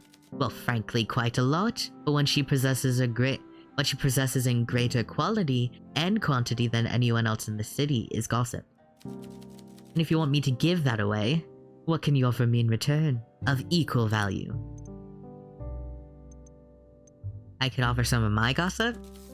Darling, don't take this the wrong way, but if you know something that I don't, I'll have to reevaluate my understanding of the order of this universe. No offense intended. I have a better suggestion. You know, a personal recommendation from an esteemed member of the community, like a skilled bartender, can attract more listeners than 100 posters. Okay, I'll tell them to listen to your show. Very good. And in return, I can offer one salacious piece of tittle and or tattle, but only one. The question is, who do you think holds the most interesting secrets? I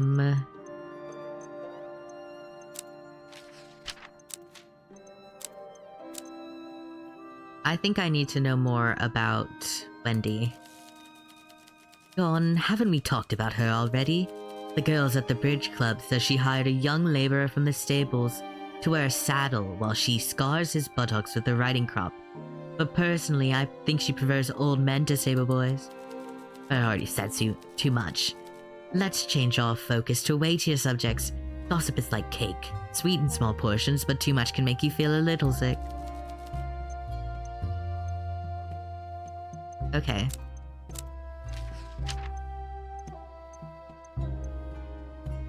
She's visiting family. Know about this. Okay. Did you hear this about Miss Bai? Oh, no. I'm not following you down this path, bartender. Fang Bai is an upstanding, God-fearing woman. Also my friend. And also my friend. I am not interested.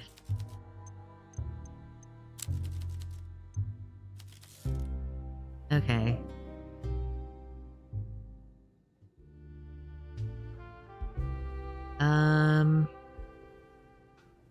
Hey.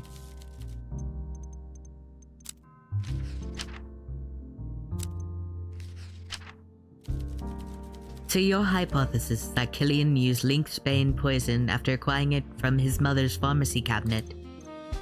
It's a possibility. He wraps his knuckles on the bar. Are you familiar with the feeling of deja vu? Yes. Let's just say I've been here before, but I can't discuss past cases, of course. Let's keep working on this theory. Yep. Are you seriously spending your time on this investigation exchanging hot gossip with Miss Carmine? You must admit it's odd. Fine. I'll entertain the idea. So you believe Miss Brooker is wearing cheap fake jewelry. What does that tell you? She doesn't have money for real jewelry. So in other words, she believes she's not all she claims to be? It's an interesting theory. If Miss Brooker is not quite as wealthy as we initially assumed, that means she too could be our blackmailer. But we're going to need more concrete evidence than the word of Olivia Carmine. If you find other clues that could substantiate your theory, bring them together. Okay.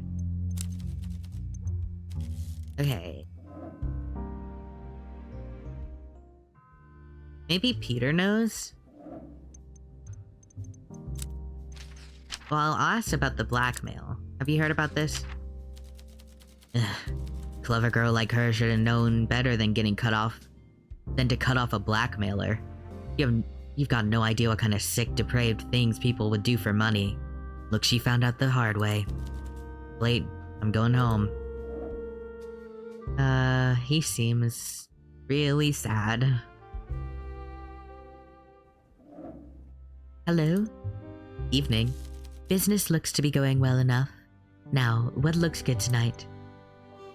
Did I write down what Lucas likes? I need to write all this down. Coffee, yeah, he likes coffee. I did know that.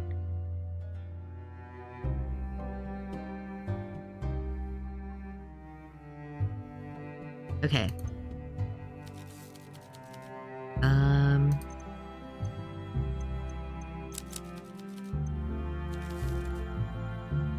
Very cute. Yeah, he liked the wake-up call. Let's do it.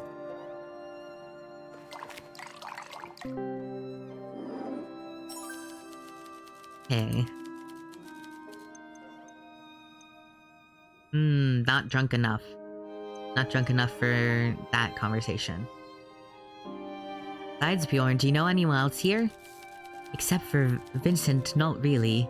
But I'm happy to mingle. I've already done a lap of the room. The conversation has been decent. I make friends easily. For example, I was having an interesting chat with Detective Mertens about model trains. He's a friendly chap. Model trains? Yes, indeed. He's a little odd, but if you hit on his subject of interest, he gets very animated. Autism? Well, did I not make that joke? I can make that joke. I have the paperwork to prove it, buddy. You don't need paperwork, but I do have the paperwork. Of course. Autism to autism communication. It's like a three-way streak over here. I enjoy talking to anyone who's passionate about a subject, no matter what the subject is. What are you passionate about? Yes. Animals wearing tiny human clothes. Coffee. Good guess. You're a sharp one. I'm very fond of a strong espresso, though a cappuccino has its place too.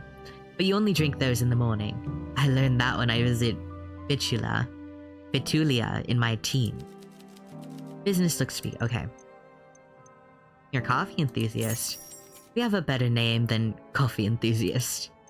Java junkie, caffeine fanatic, mocha maniac? Mocha maniac? What? No, I'm a brewmaster. Any tips? Many. Too many. But if I was to suggest a top 3? Yes. Grinding first, only grind right before brewing. Too early with a grind and your coffee will be stale. Next is tamping. That's when you push the coffee down in the basket. You must tamp, but lightly and without pressure. Don't compact the coffee or the water won't flow through evenly and will channel. And third, don't shock your hot coffee with a cold cup. You can get every step correct and ruin a good coffee pour at the end with a very end with a cold cup. Thanks for the tips. I don't drink coffee. But I love hearing him speak. He's nice. Anytime. I'm opening a bag of Janian brown dark roast beans soon. Next time I brew some, I'll let you try it. We're almost friends.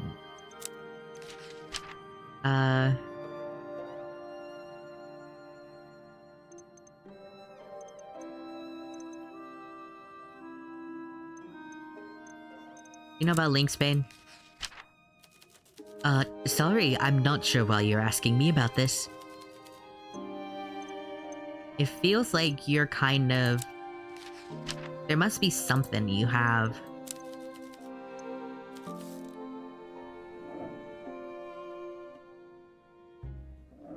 Good evening. Okay. Night count. He likes a night count. Hold on. Has a crush on Lucas Crown and is pursuing him romantically. Yes, we know this. Wait. You don't have it in reverse, though. But we know there's a vibe. They've been vibing.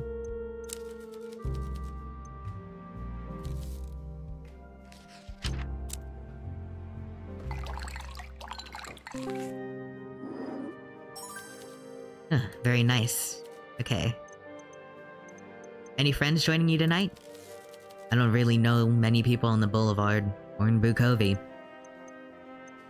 This is a friendly place? Yes, I was nervous to come here, but it's nice. Lots of different types of people. I don't feel too out of place. That's what we're aiming for. Hey, I like that. Maybe I'll meet some of Lucas's friends. I just hope they don't expect someone different. Different? More like Lucas. Wealthy, smart, book smart, and witty. I'm not the guy you bring out for the after-dinner chat about literature and philosophizing and that kind of thing. You could be. What are you talking about? You even want to be? I guess. I suppose the crow is safe at night, but treads lightly in the snow. Huh? It's the Scotchian saying. The crow is black, you see.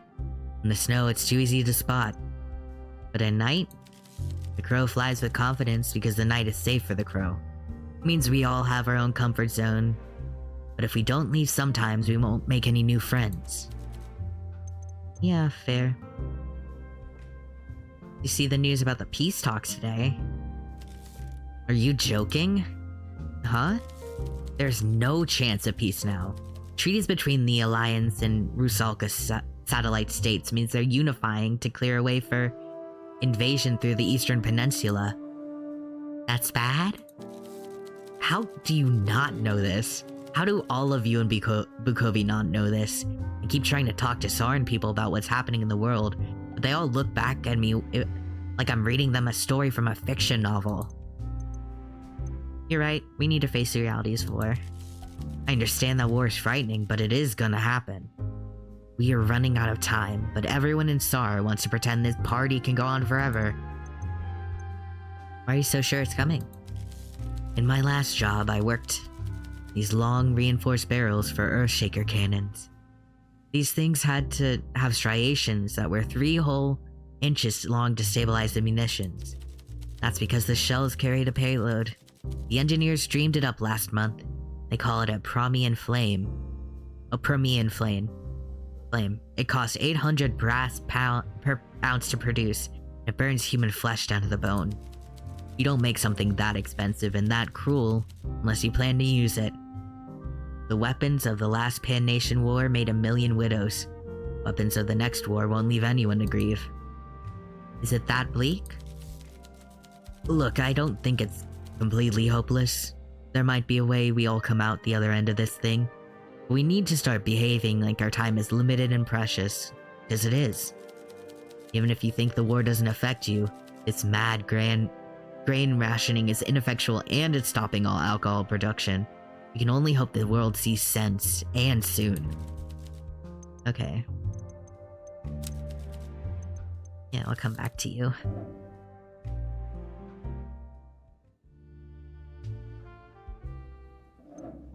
Always a pleasure. Okay.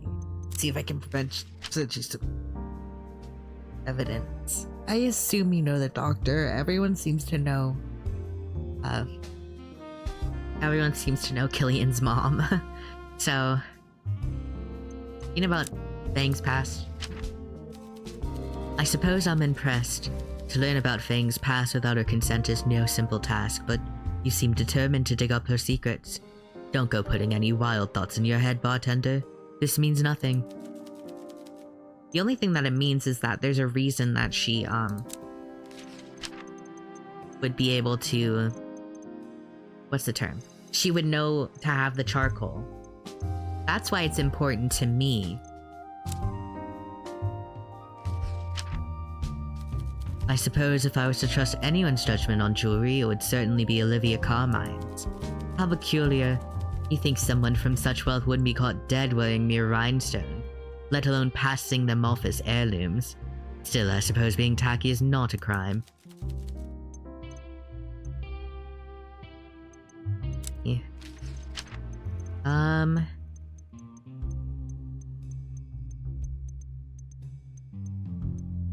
To the blackmail, can we talk about that? So the blackmailer resorted to the murder. A culprit must have been, yeah, money.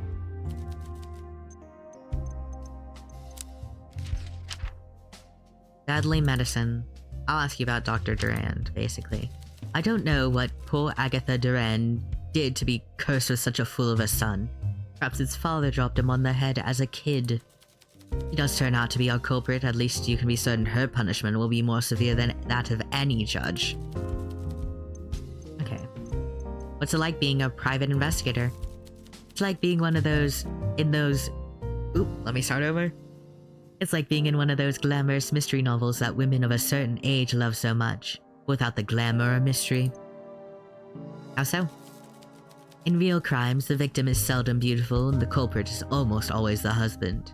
Crime is, most often, horribly mundane. Men are fragile, and when their egos are cracked, they commit violence on women. Really? Well, that's just the murder and assaults. In truth, I've stepped away from those. Don't have the stomach for it anymore. Before I retired, for 20-odd years, I was doing more prosaic investigation. Like? Oh, the usual.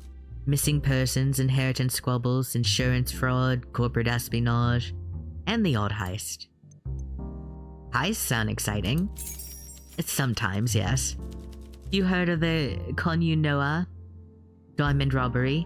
It wasn't misplaced during cleaning. In the Gallery of Colonial Treasures, it really was stolen, and I found it. Wow.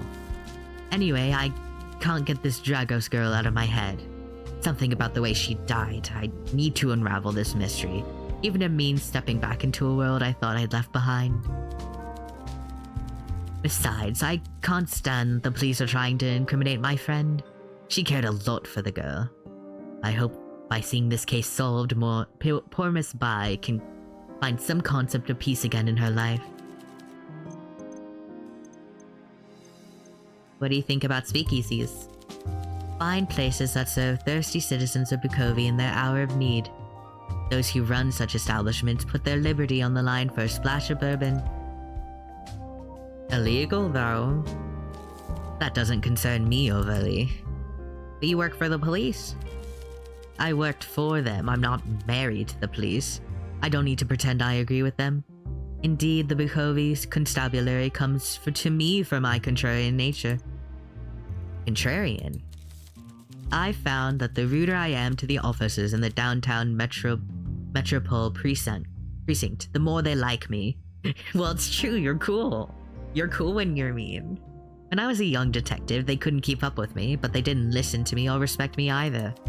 Now I talk to them as though you were a stupid child, or perhaps a very clever dog, and the boys at the station listen. Let this be a lesson to you, bartender. What's the lesson? When you treat people like they have to earn your respect, they give you theirs for free. It's important advice for people who often find they are the smartest ones in the room, but not necessarily the most charismatic. Is that you?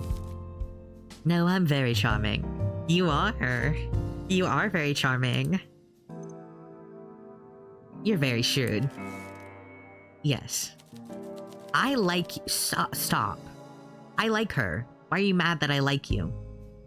Bars are a great place for deep thoughts, and I always think best with a glass in my hand.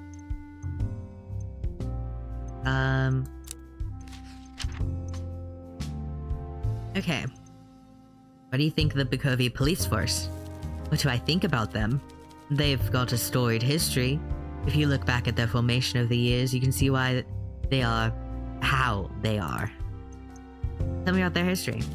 The Bukovi Constabulary, to use the proper title, is a successor to the defunct Bukovi Imperial Order Regiment. You see, the old BOR was militarized, and with Bukovi's history of uprising and coups, the reigning aristocracy was mainly focused on keeping order in the streets. The old saying goes, Tsar politicians wear loose collars because they know the noose is always waiting. Wait, are you still listening, or is this too much for the short attention span of your generation? Still listening. Well, it all changed when the military staged a coup against our old, aspiring emperor, Leopold the Bold. The old fool angered the generals and they turned on him. That's not exactly what the history books say. It is if you read them properly and consider who wrote them. Anyway, this bickering between the Imperial Guard, the BEIOR, and the actual army had started to worry the real power brokers in Sara, the landed gentry. And a lot of soldiers found out they no longer had homes in the winter. Financial levers were pulled and the constabularies were founded, primarily of ex-soldiers, employed to evict those who couldn't make rent. It was all a scheme. The new constabularies were paid 3 times what the BEOR was received, and recruitment drives were aggressive. Soon we had a demilitarized nation with a swollen police force. Of course, that didn't last. Once Leopold was exiled and the riots, protests, and skirmishes subsided, the constabularies were slashed to the bare minimum, and we were left with the understaffed, overly aggressive PD you see in Bukovi.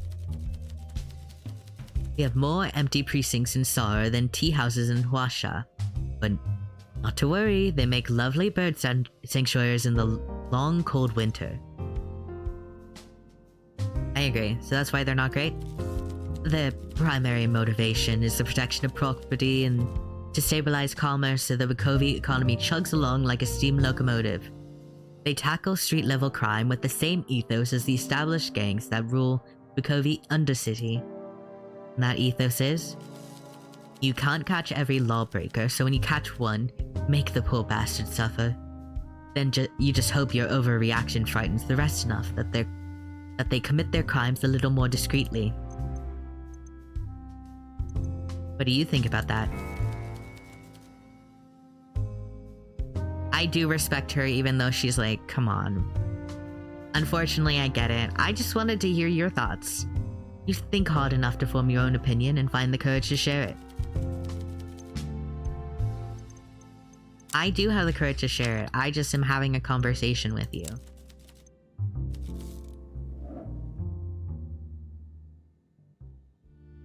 Okay.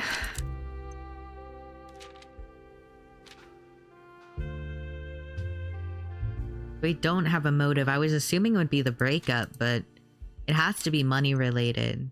But we know he doesn't... I guess...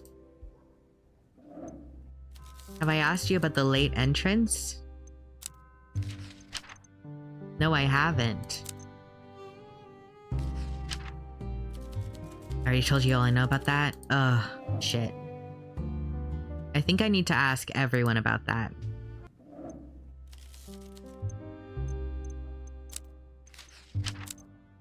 Because you seem to know some stuff about that. Okay. Link Spain. Where would we find Link Spain? Oh yes, I've read about that one before in an illustrated botanical guide. Beautiful flowers, but very potent indeed. Dreadful to think something so deadly dots many a garden and meadow. Okay. Evening. I don't think you know about that. You know about Alina's death? I read about this in the paper. Grim situation. Afraid I can't help you though, pal. I didn't know the girl. Okay.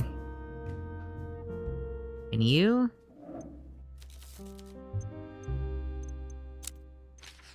Alina's death? I heard about it. Goodness, what a nightmare. My thoughts go out to her family and friends. Okay. Michael, I'll just make sure they get together.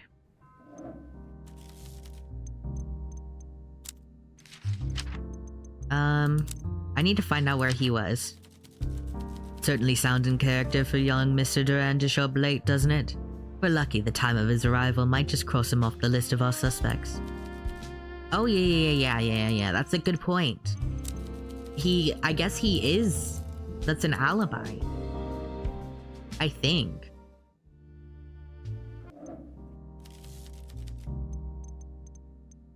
I talk to you about your trains? No.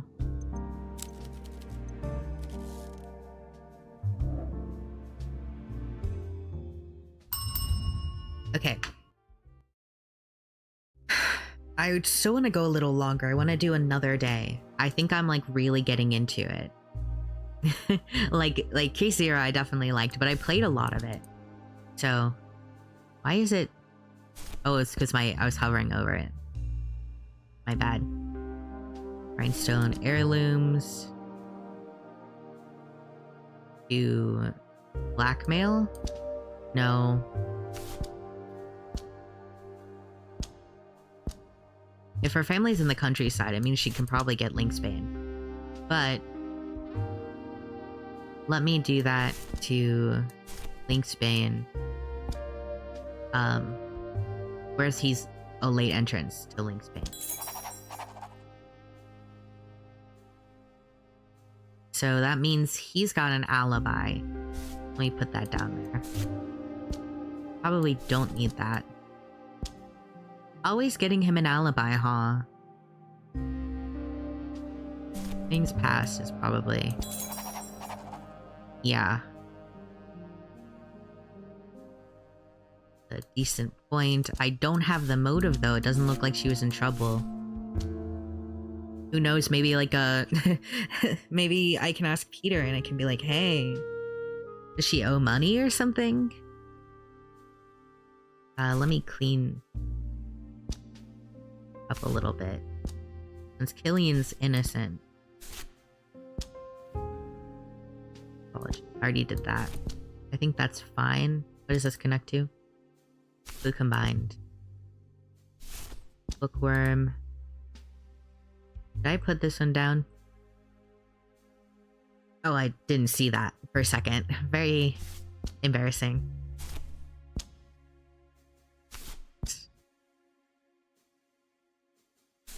In a secret.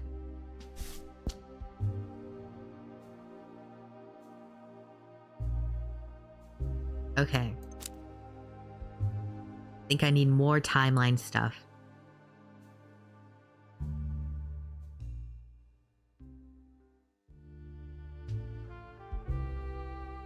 Day 6. Hey! Oh. Peter Wagner stomps into the speakeasy. He seems distracted. As he's about to sit down, he mumbles to himself, turns sharply and heads towards the bar instead. Something bothering you, Peter? Yes, there's a nosy bartender who keeps asking too many questions. You chose to sit here. I did, so let's make sure I don't regret it. Look, I know that damn detective has you by the leash, otherwise he'd have shut this place down. You asked him to split a donut with you, he'll give you the whole. That's why give you the whole? Sorry, I need to leave. I need to be jailed for my crime. And that's how I get the third bartender. That's why he recruited you, to dig into people's private details, so he can get his next paycheck. But if it helps you out, I do have a little info for you. Yesterday I saw some weird occurrences and thought, that lousy bartender will be interested to hear this. I guess you're just helpful like that. Yeah, well, don't get too cozy. Some nice folks like me can't spot sarcasm. Are you familiar with Miss Brooker? The overdressed redhead that looks like a walking jewelry store? Last I heard, she's off to visit some family. I normally don't bother too much with old money families, seeing as they rarely need a loan, but I noticed something fishy. I had to catch a train yesterday for a job outside Bukovi. Some people think debt has a regional jurisdiction. It's my job to make sure when they run, their debt record runs faster. I thought I spotted a familiar figure at the station. When I was looking for an empty compartment, who do I see hanging out in second class? Miss Fancy Pants herself, Wendy Brooker. Did she see you as well? Besides, the scar I'm hard to spot in a city of dirty proles. She's trying very hard not to make eye contact with anyone. She already stood out like a sore thumb. But what really bothered me was the fact she didn't get off at the second to last stop. Where is the train headed? Ever been to Ralva? It's that backwater rural pisshole up north. I had to get off one stop early, but I passed her compartment and she was still sitting there. The main exports of that region are fruit, vegetable, and statistics on poverty. Whatever business Miss Brooker had up there can't be anything legit. Very interesting. There, I did my duty and helped out a pal. Now be a pal back. If I need a favor in the future, hear me out. Fair?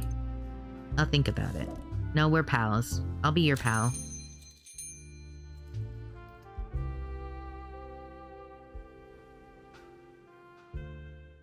You aren't planning on dropping this case, are you? No, Hugo, my investigation is still ongoing. As I would hope yours is yours, whatever. As a civilian, my investigation is none of your business, Miss Ernest. And may I remind you that mine is the only one being conducted in any official capacity. You may do whatever you like, but considering your official methods, consisting of spending every evening at an illegal speakeasy with your little assistant, while your little assistant does all of the legwork, I hope you'll excuse me for raising an eyebrow. My methods are not what's being discussed here, nor will they ever be. I did my legwork, collecting all of the hard evidence and testimonies I could, locating a place to gather all suspects in a room together, and even buying my little assistant 2 weeks of time to interrogate them. Now I'll do even more legwork, making whatever material they give me actually hold up in a court of law. And I'm sure the bartender's role in this will go unmentioned in your reports after all is said and done. While you claim a new feather in your cap, Hugo remains silent, but you hear the leather of his gloves creak as his grip tightens around the edge of the table. Elena flashes the detective a knowing smile and tips her cigarette into the ashtray. I'm only teasing you, Detective Mertens. I know the last thing our bartender needs at a time like this is their name on any police records.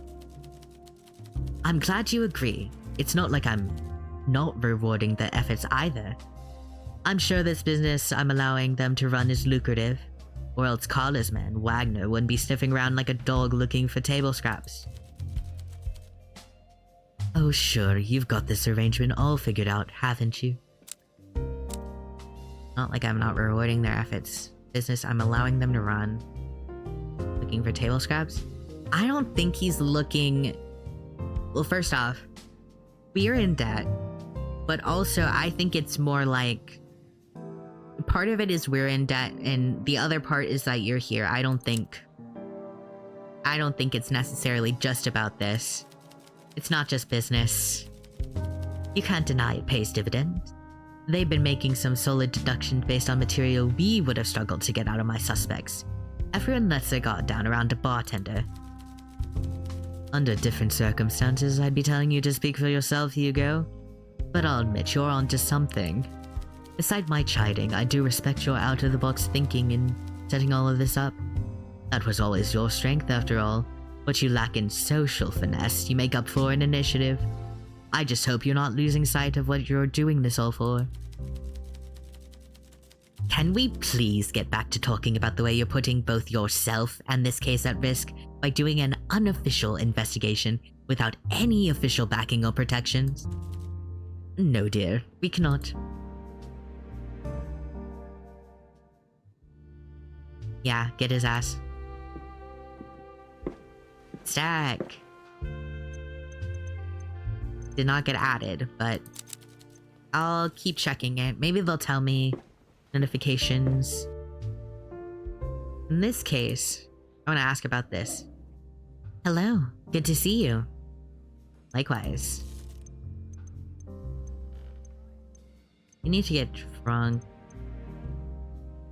I already asked this. Yeah, I already got her drunk. Let me get her in a good mood. I love how some of these, like, bartending flavor text matches the personality of the people we're talking with. It's very, like, nice. Like, she's very gentle, like, sweet, calming. We're kind of matching her energy. We're a good bartender. So... not this one.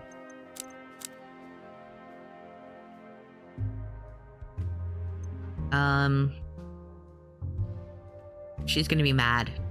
Sorry, girl. So this is a theory you put together, is it? I would applaud your hard work, but while people like you and the young detective are barking up the wrong tree, Alina's real murderer goes unpunished. Don't miss the forest for the trees, bartender.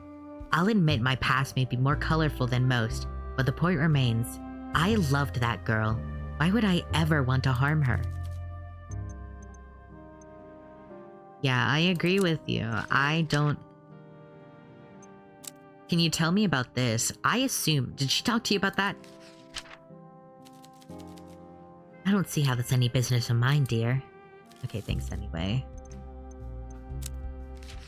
Can you talk about your past? You're really leaving no stone unturned, are you? Fine. There's no point denying it. Yes, I worked at that tea house as a young waitress.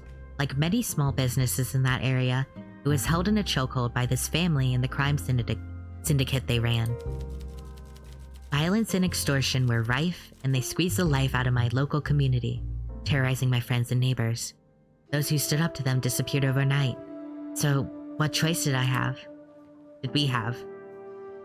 Were you part of this vigilante organization? For a moment, Fang simply looks at you in silence, trying to read your face. I am merely a woman who tries to protect her loved ones, dear. If only I could have protected Alina.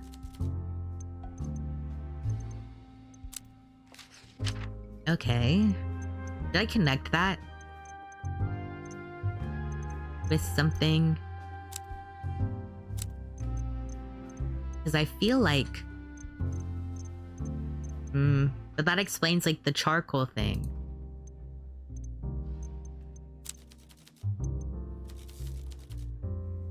But I guess that's not an alibi, really. It's not much of an alibi, anyway. Good evening. Let's get you a glass that you like. I'm sure I wrote down what Maria liked. She just wanted something strong.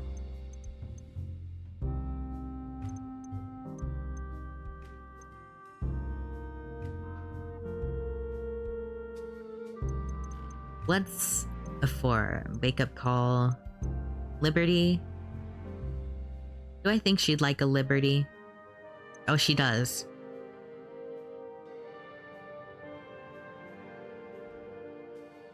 Let's get you... I mean, process of elimination, maybe it's the Eastern Ruby? Is this like the most I can get?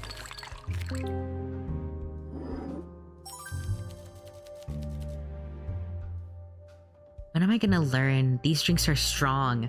Uh-oh. Cheating time.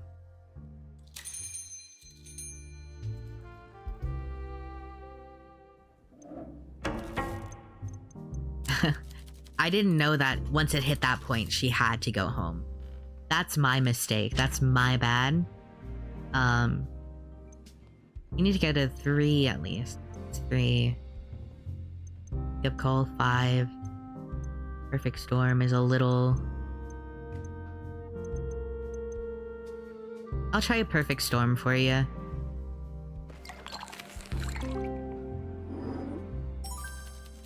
Okay, not a drink that she super loves, but that's fine. What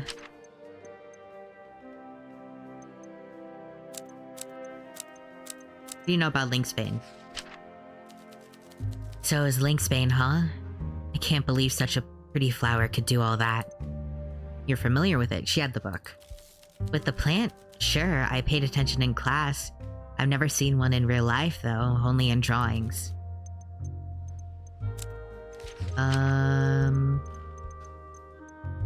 Billions... Innocence, that's fine.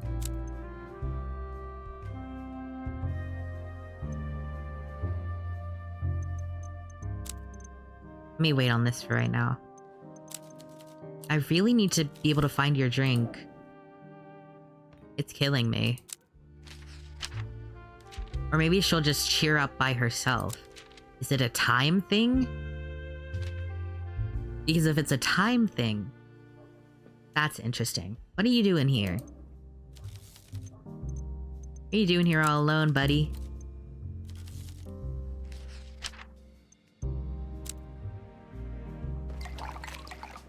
Oh shit, oh shit.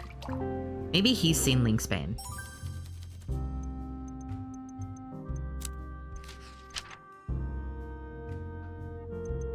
Have you... this? Don't know anything about that. Yeah, I know. You know about this. What a horrible poison. Goes to show that as much as we like to feel in control, nature has endless ways of causing us harm if we're not too careful. Or not careful. I don't know what I'm supposed to do with you. Maria, you're not super happy. Evening.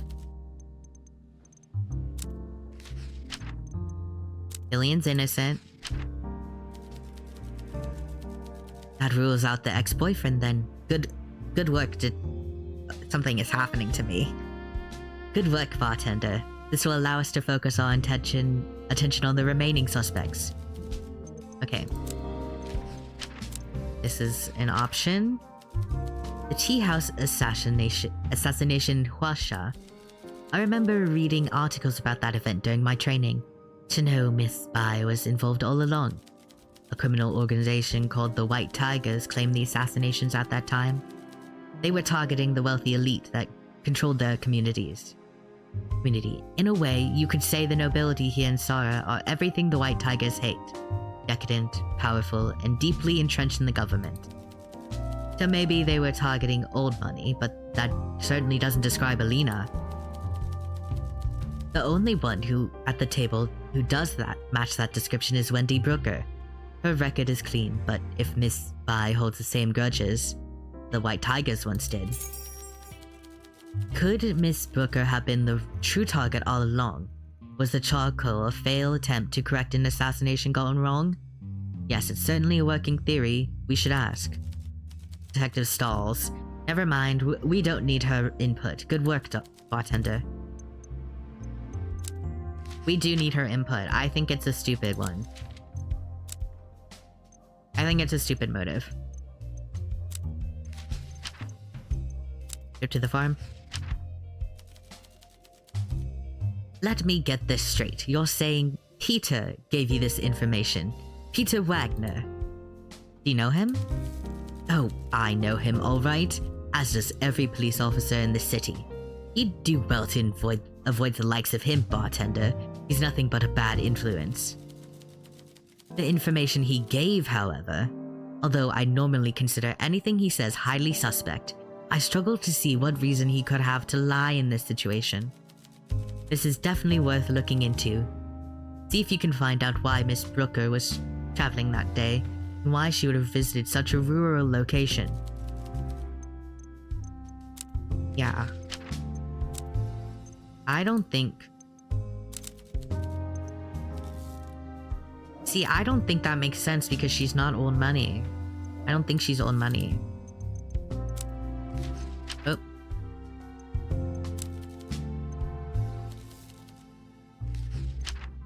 Get you an orange daisy. Then you'll like me again. Yep.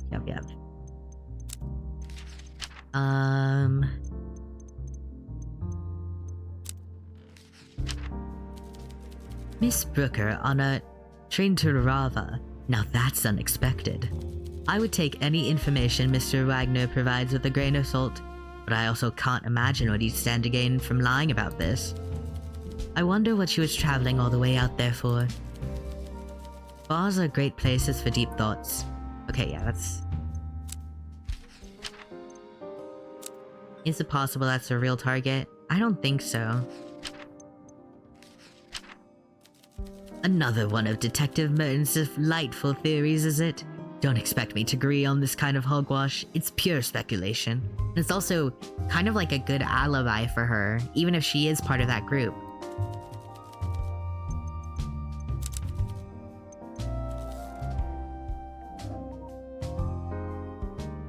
I'll bring that up with you, though. I don't think that makes sense.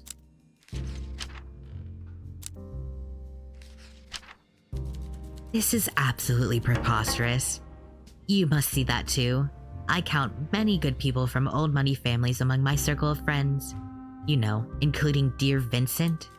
Oh, is that the time I'm off? Yeah, I pissed her off. I really pissed her off. Good evening. Know anything about this? Are you sure? Wendy only put up with me for Alina's sake. I can't imagine her willingly subjecting herself to the presence of proles. The person that told me had no reason to lie. Huh, interesting. Perhaps she just went to yell at poor people to let off steam.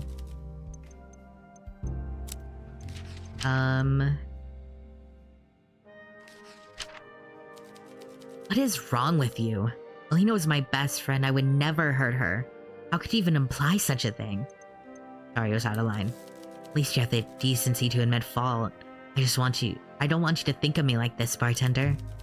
Of course, the truth upset me, but Alina promised me she would make things right.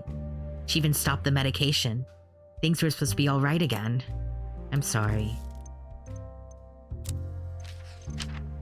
So... yeah. I think... Killian's innocent. That's a relief, I suppose. As much as Killian annoys me, I admit I'm not surprised it wasn't him. And not just because he's a bit dim. He was bitter about being dumped, sure, but I do think he actually liked Alina, not just her money. I'm off. Okay. That makes sense. I don't know what else I can do here. It's more connections and waiting, I think.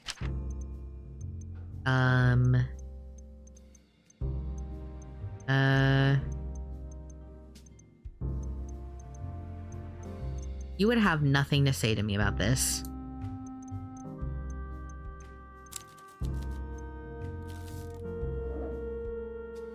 You definitely have nothing to say to me, so... I keep saying I need to stop it, but I want, like, another day. You know? Like, this is a longer one. I feel like I'm really in it.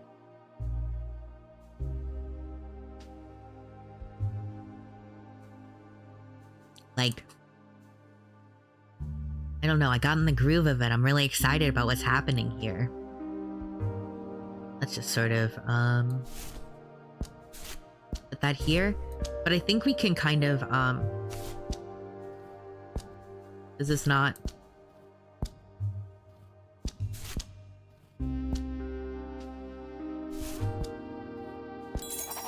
Impoverished relatives, yes. This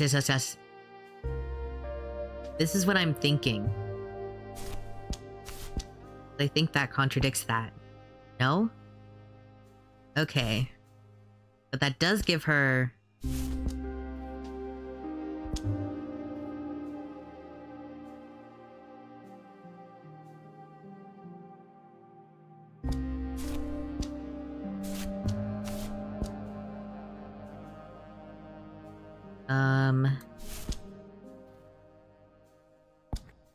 Lena's death, is that the motive? Okay, I guess we have to talk about that more. Hopefully I didn't put up anything important.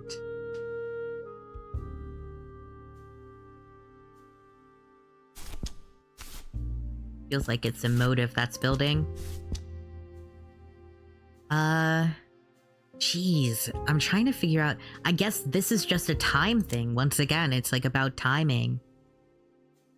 And we need to be concerned about timing. And waiting for more evidence to come our way. I think it's just the natural progression. There's only so much we can get in a day. There's a lot happening. No one's coming here for us. Hey, Peter. Did you like that? Not particularly. You need to be my friend. So you liked coffee or something dark and bitter. Dark rum, coffee liqueur. Wouldn't like the ambush? Maybe. It's kind of sweet, but it's got coffee in it.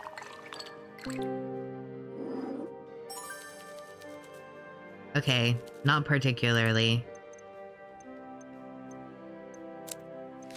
So...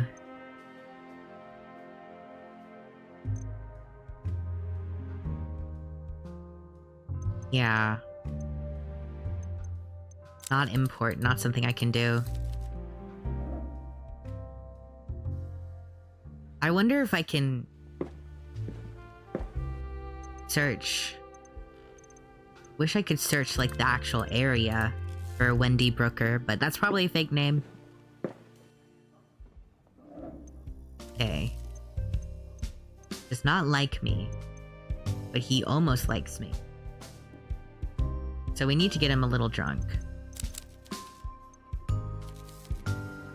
A little drunk with something that he likes. Pirate's Joy. That should help. I hope. Yes. We've got it. You seem annoyed, but there's more to it, right? Things spiraled out of control so quickly. Every time life knocks me down, I feel like people gather around to see me fail, or kick me while I'm down. I trust you know what happened to Alina. I do. We were dating until she broke things off with me a couple weeks ago. She stopped taking my telephony machine calls. When I confronted her on the boulevard, she said her friends don't like me. They thought I was using her for her money. Me using her. That's a horrible thing to say. I know the pros don't exactly have it easy, but there's a simplicity to how they can find new work. Someone like me can't adapt as quickly. My refinement is kind of a detriment. I get it. What hurt more was how Alina tried to keep my critics anonymous, as if it's not obvious that Maria had filled her head with this nonsense. Who else? I was trying to get a sense of normalcy back in my life, and Wendy invited me to the tea terrace. It wasn't long before I was thrown straight back into the drama.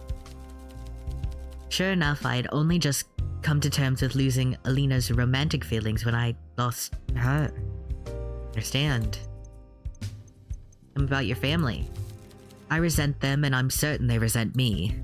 I've never been given even a single ounce of trust or respect my entire life. Every aspect of my existence is subject to their whims, and while under their roof, I have no comeback. My family has produced esteemed professors, lawyers, teachers, doctors, the works. I come from a family who expects some degree of academic success. How could such smart people not see that I was unable to follow the path? I'm just not cut out for such life. I tried my hardest, but I never had the ability or the interest to pursue any of these textbook subjects with their big words. They let you down. I managed to escape that life for a while, but my freedom was short-lived. A few weeks ago, I was thrown back into that gilded cage. And I can see the wealth, but I cannot touch it. I'm like a child who has never tasted sugar, led into the candy store but told to suck on lemons. Don't mind me, I'm in a foul mood. Talked much more than enough about my parents. Maybe the alcohol is loosening my tongue a little too much. Okay. I mean, I don't think this... I know this is supposed to be like his motive and whatever. I don't think it's relevant.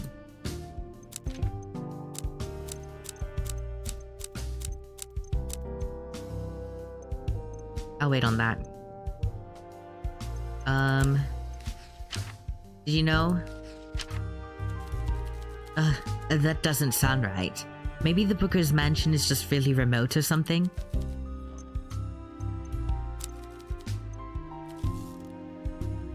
Olivia might be the one to ask about this. Olivia, bestie.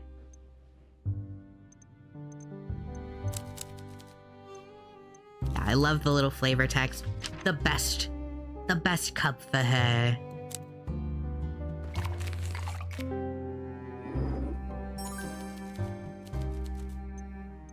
Okay. Did you know this? Oh, bartender, I can think of other reasons why a young lady might be dishonest about her travels than being secretly poor. You might have to substantiate that with a bit more evidence before it's broadcast worthy. I'll keep at it. Good, well, chop chop, get to it then. If she likes me for that, she likes me for that. And I'm not ashamed to say that.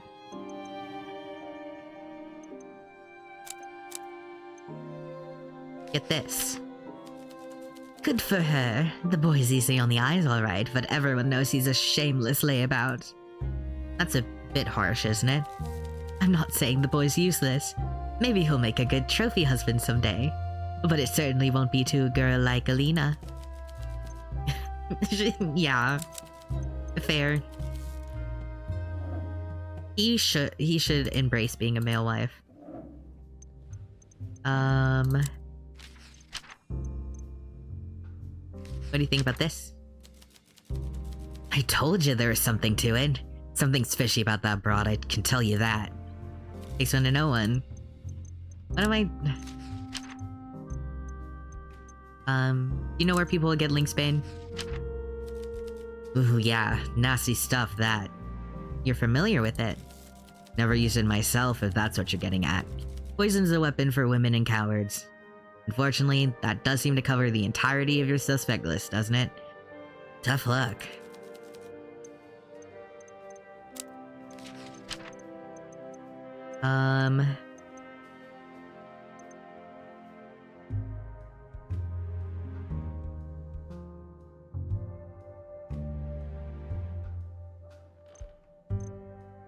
I'll leave from right now.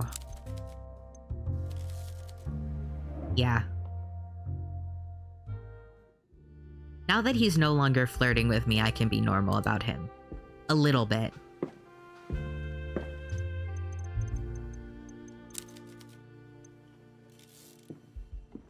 See, I can be a little bit normal.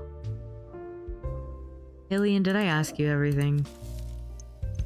Ooh, no I didn't. See, this is another thing. I need to get the answers.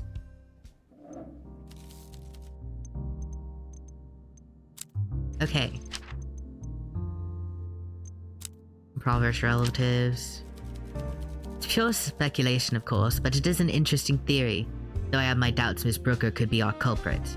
I'll always encourage you to follow your instincts. You'll need more evidence to back your claims. If Miss Brooker is really less wealthy than she'd like people to believe, there may have been signs.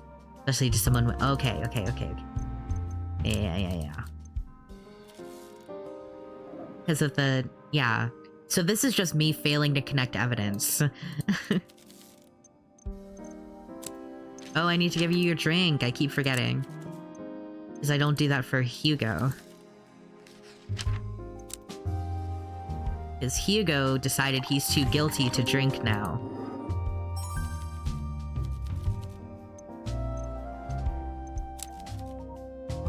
Wait.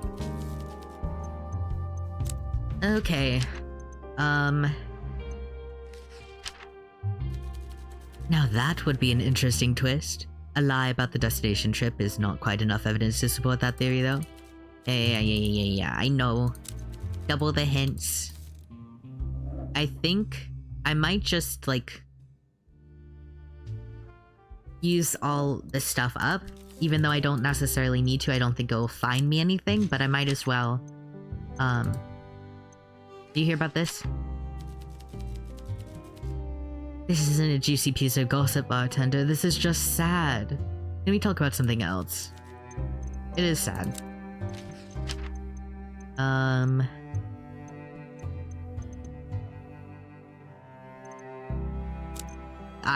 I want to hear your thoughts. I know you like her. Yeah.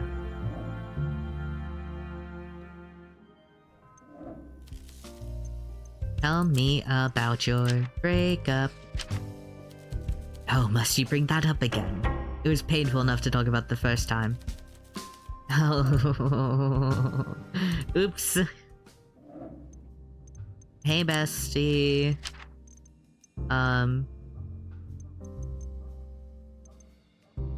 What have you heard about Alina's death?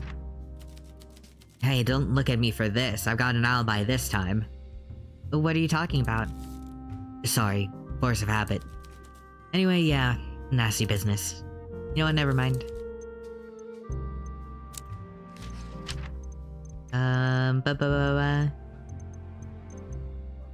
Checkmate. Kill target. Is this possible? You hear about this? I don't know how you come up with these crazy theories, but this one's certainly entertaining.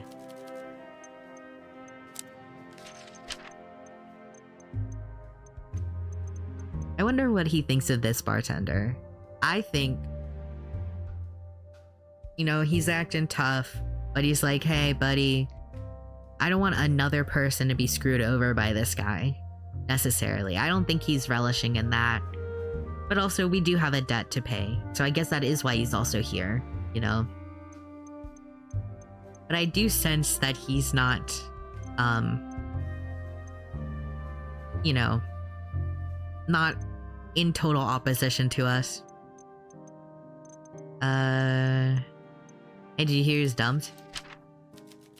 Oh god, good. That's so funny. Wait, why did that make you... I love you. You're so cool. What the hell? You're like, this is amazing. What a loser. I don't know why I thought you'd have something useful to say. What made him... We gave him a good thing. I feel good. I can do another day. Unless the day starts getting really tiring. In which case, I will not do the other day. But I'm feeling really good right now. Dumped. Cut off. Yep. Blackmail. I have gotten, I think, everything for his, but again, he's got an alibi. Rhinestone heirlooms. And impoverished. Is it down there? It is.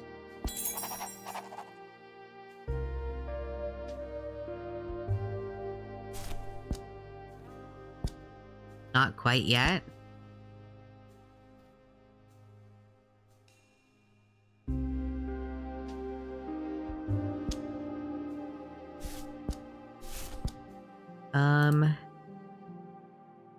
Okay. I guess.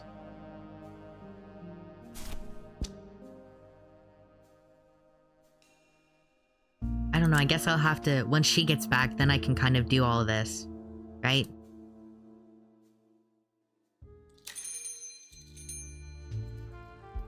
Yes, she's back. Wendy. We need to question you a little, but let me make sure. Yeah, he's not allowing me to, like, get to know him. Which is very fun. Hello. You need to get more drunk. Let's find you a drunk so I can help you with your boy problems. Who's got him? I've got him too.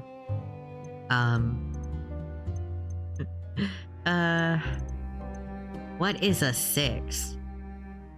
Will you drink this and be mad? It's the only one. I wrote yours down. Coffee. You like coffee. I don't know. Here you go. You better like this. Yep.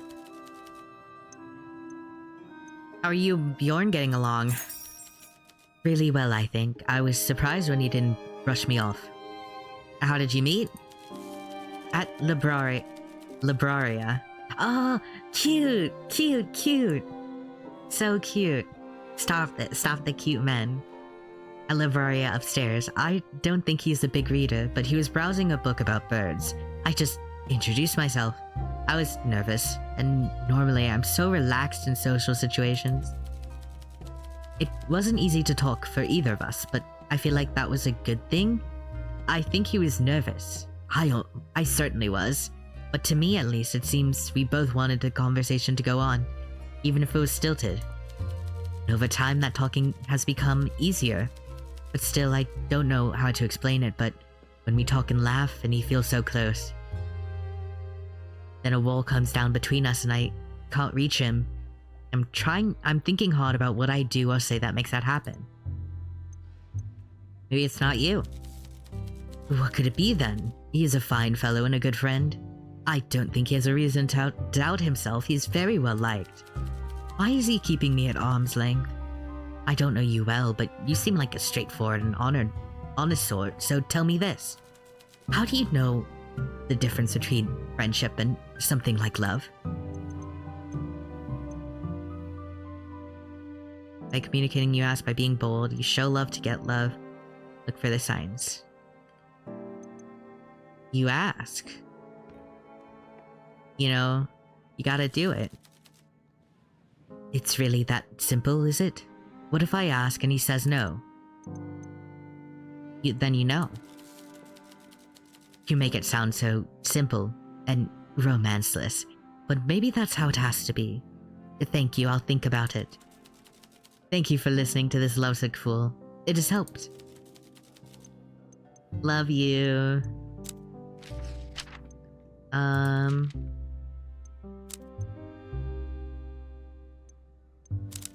Let's leave you there. Vincent.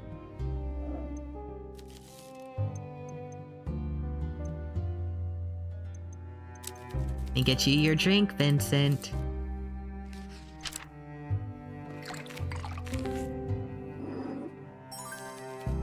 Okay. The computer's been helping. Glad to hear, bartender. It seems like my little investment paid off after all. Perhaps I will take it for a spin myself later on. Okay.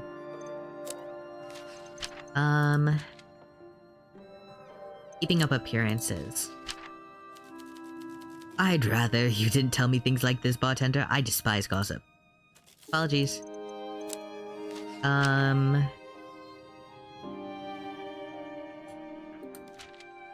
I don't think that's helpful right now.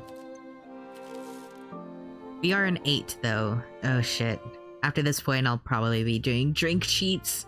I don't think I need to, really. It's busy on the boulevard tonight. How's business? Get you something.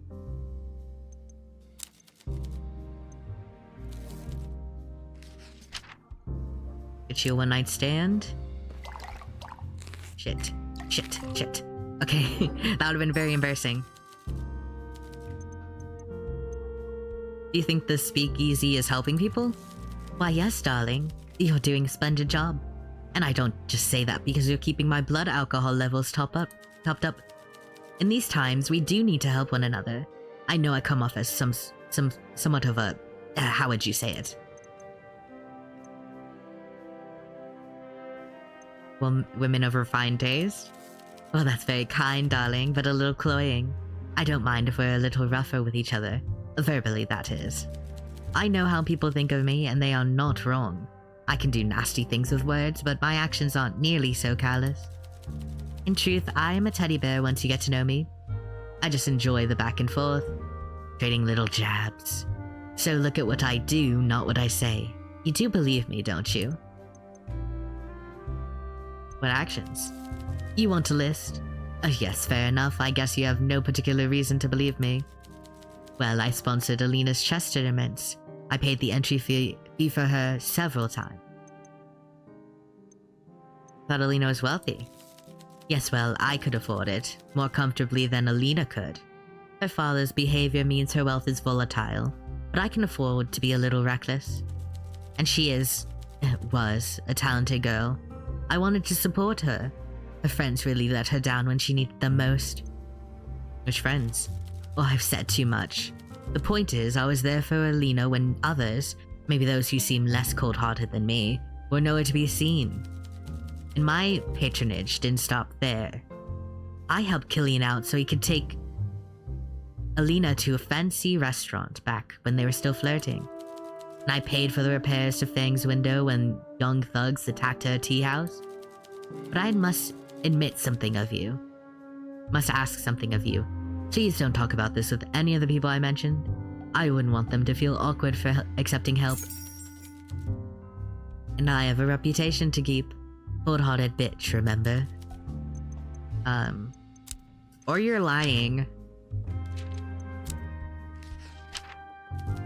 You think I've been lying about my heritage? Wendy gives you an front-facing sprite. Front-facing spice, oh no. Wendy gives you an inquisitive look as if she's trying to size you up. Wendy gives a small, sarcastic round of applause as she beams at you. Excellent detective work. Well, our relationship has reached a new level, I suppose. Now you know me a little better. It's true. I grew up in an impoverished region up north and struggled every day. When I moved to Bukovi, I learned how superficial everyone around me was, but I also learned how to exploit their attitudes. I see how you operate, and I see you do the same thing. We're a lot alike. I think so. We both always knew we wanted more than what we were born with, so why should we take more if we're smart enough? Alina once said, being rich is easy. It just pay the entrance fee. That entrance fee can be as low as convincing some fake jewels a practice enunciation and some rudimentary sewing. As some convincing fake jewels. A practiced enunciation and some rudimentary sewing skills. Once you're in the club, there are plenty of chances to stay in. Wealthy people shed coin like it doesn't matter to them, and it doesn't. They think it's gauche to talk about money, so they buy you drinks, gifts, let you stay at the summer homes. They fund a lifestyle you can only dream of and never ask for anything in return out of politeness. I've climbed a shaky ladder, and I'm dangerously close to securing my position at the top. Business deals which are close to completion will soon make me a genuine lady of wealth. You must understand the appeal, bartender. I'm looking for a way out as well. See, I knew I could confide in you. Well, I'm in debt. My instincts never betray me. We're very much alike. Anyway, this will be our little secret, so hush hush, darling. Okay. The truth. Yeah, I guess, how are you doing that? Would you please, keep it down? I've worked too hard to have you shooting off at the mouth like this, bartender. I don't know what you expect me to add, anyway. Okay, bye.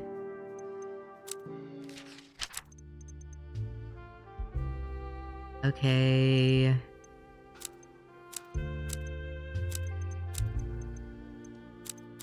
So she didn't... Obviously, we can't question people about this because she doesn't want us to.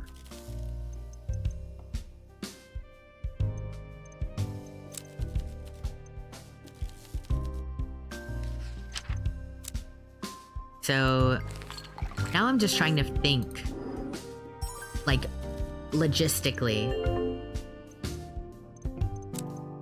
Logistically, what are we... Let me look at the casebook. Got everything. Wendy, we don't have much for you at all. And that's what's kind of frustrating. I feel like we should have had more from her, but we're just sort of slowly building that one. We have so many clues. So many clues.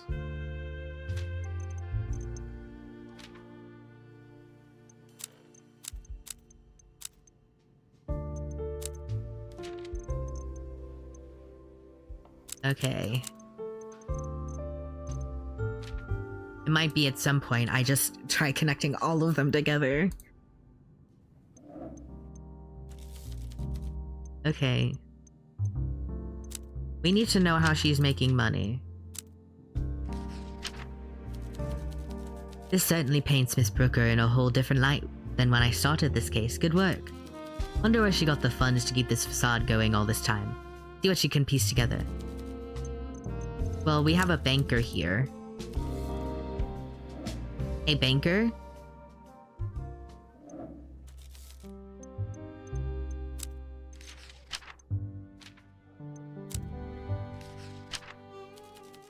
Unlike the kind of information you should be privy to.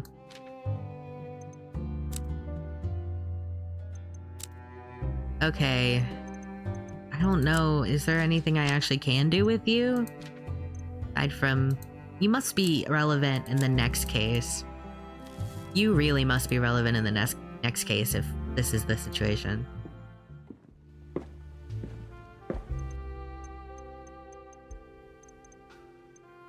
Okay.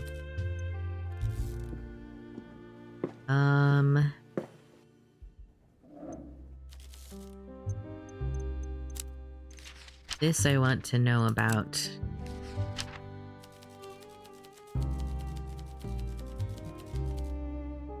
I suppose a less privileged upbringing should not bar a clever young woman from partaking in high society, but I detest these kinds of lies and manipulations. The status that comes with old money is not some costume. Okay, that's not helping me. Well,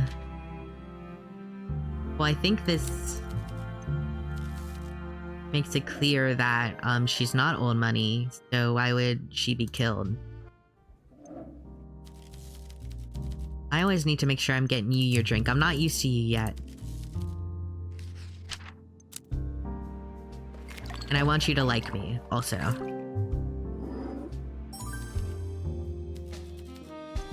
Okay.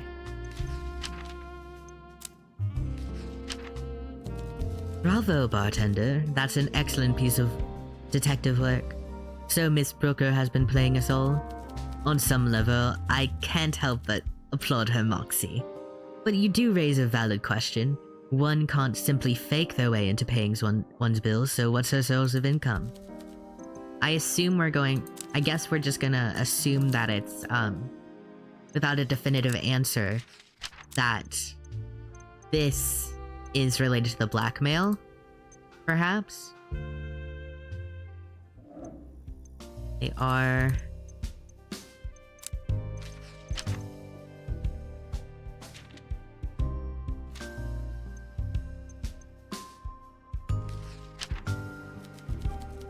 I'll see that in a vulnerable...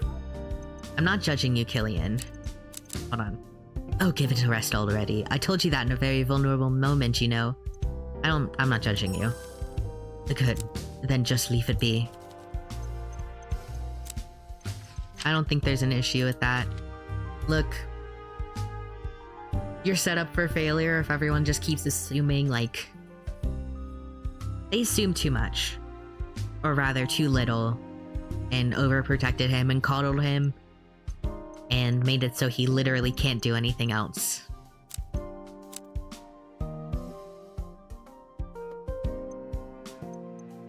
Is this fine? Enough already. I suffered one humiliation after another since this whole breakup. Now you come here adding all kinds of bizarre insinuations to the pile. I've not been doing anything illegal if that's what you're implying. That's my bad.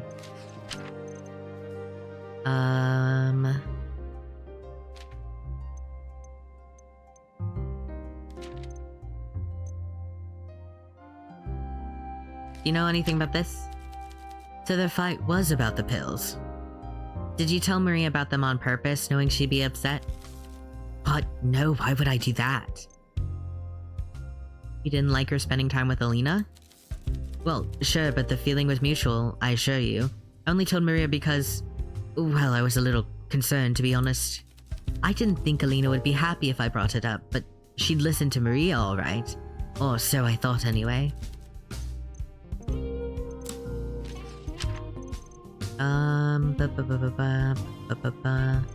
Thanks, Vane. Goddess, did you really need to give me the horrible details? Yes, it certainly sounds like Alina's symptoms. Have you heard of it before? A poison to kill big cats? Of course not. What kind of nutcase would even need that? You... no thoughts, head empty. So no thoughts, head empty. Hello. I might have to end it a day. Because I don't really have anything. Why else would you be here?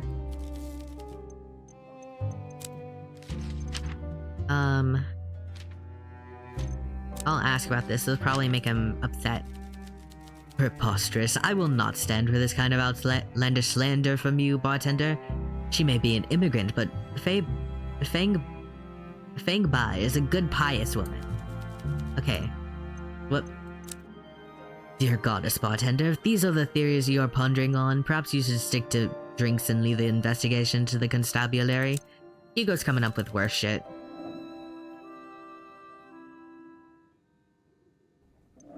Okay. What can I ask you about? I guess Lynxbane. So that's the poison that did it? Nothing good comes from those parts of the country, does it? Your food comes from there. My food comes from the store, dear. Far too late. Okay. Just sort of clear you out.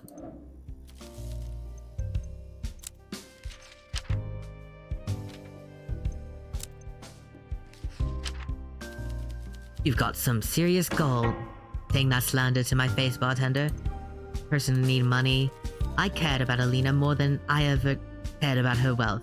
I should have told her that, but now it's too late, isn't it? I'm literally pissing everyone off. Anything? I'll wait on that. Maybe like... Okay.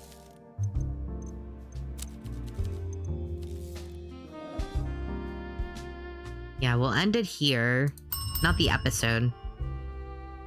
I can do one more. I just want to get like one more big thing. I want to clear someone else. I'm literally so in the zone. Like, I'm in the McFreakin zone. Okay. Go to the farm. Keeping up appearances. That doesn't do that. But the truth, this is where we get blackmail as a possibility. But this, commonly found in rural Sara. Visiting the farm, let's find that one. Fresh harvest. We're on a fucking roll, guys. Guys, gal, and then all the others. Okay. Wolf in sheep's clothing. And now we have everyone on equal playing field. Basically. So what I want to do, I want to figure out, like... I need another alibi. Frankly, I need another alibi. Okay, we've got them over there. That's nice. Or maybe I should end it here. It's really late. I will just have to write down so I get my train of thought kind of set. So interrogate the three. Figure out alibi. That's gonna be the hard part, I think, for everyone.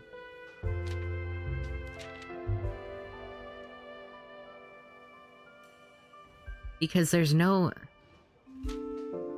alibi so far for most of them. But I think, yeah, we'll just end it here and we'll do more on the next episode. Goodbye.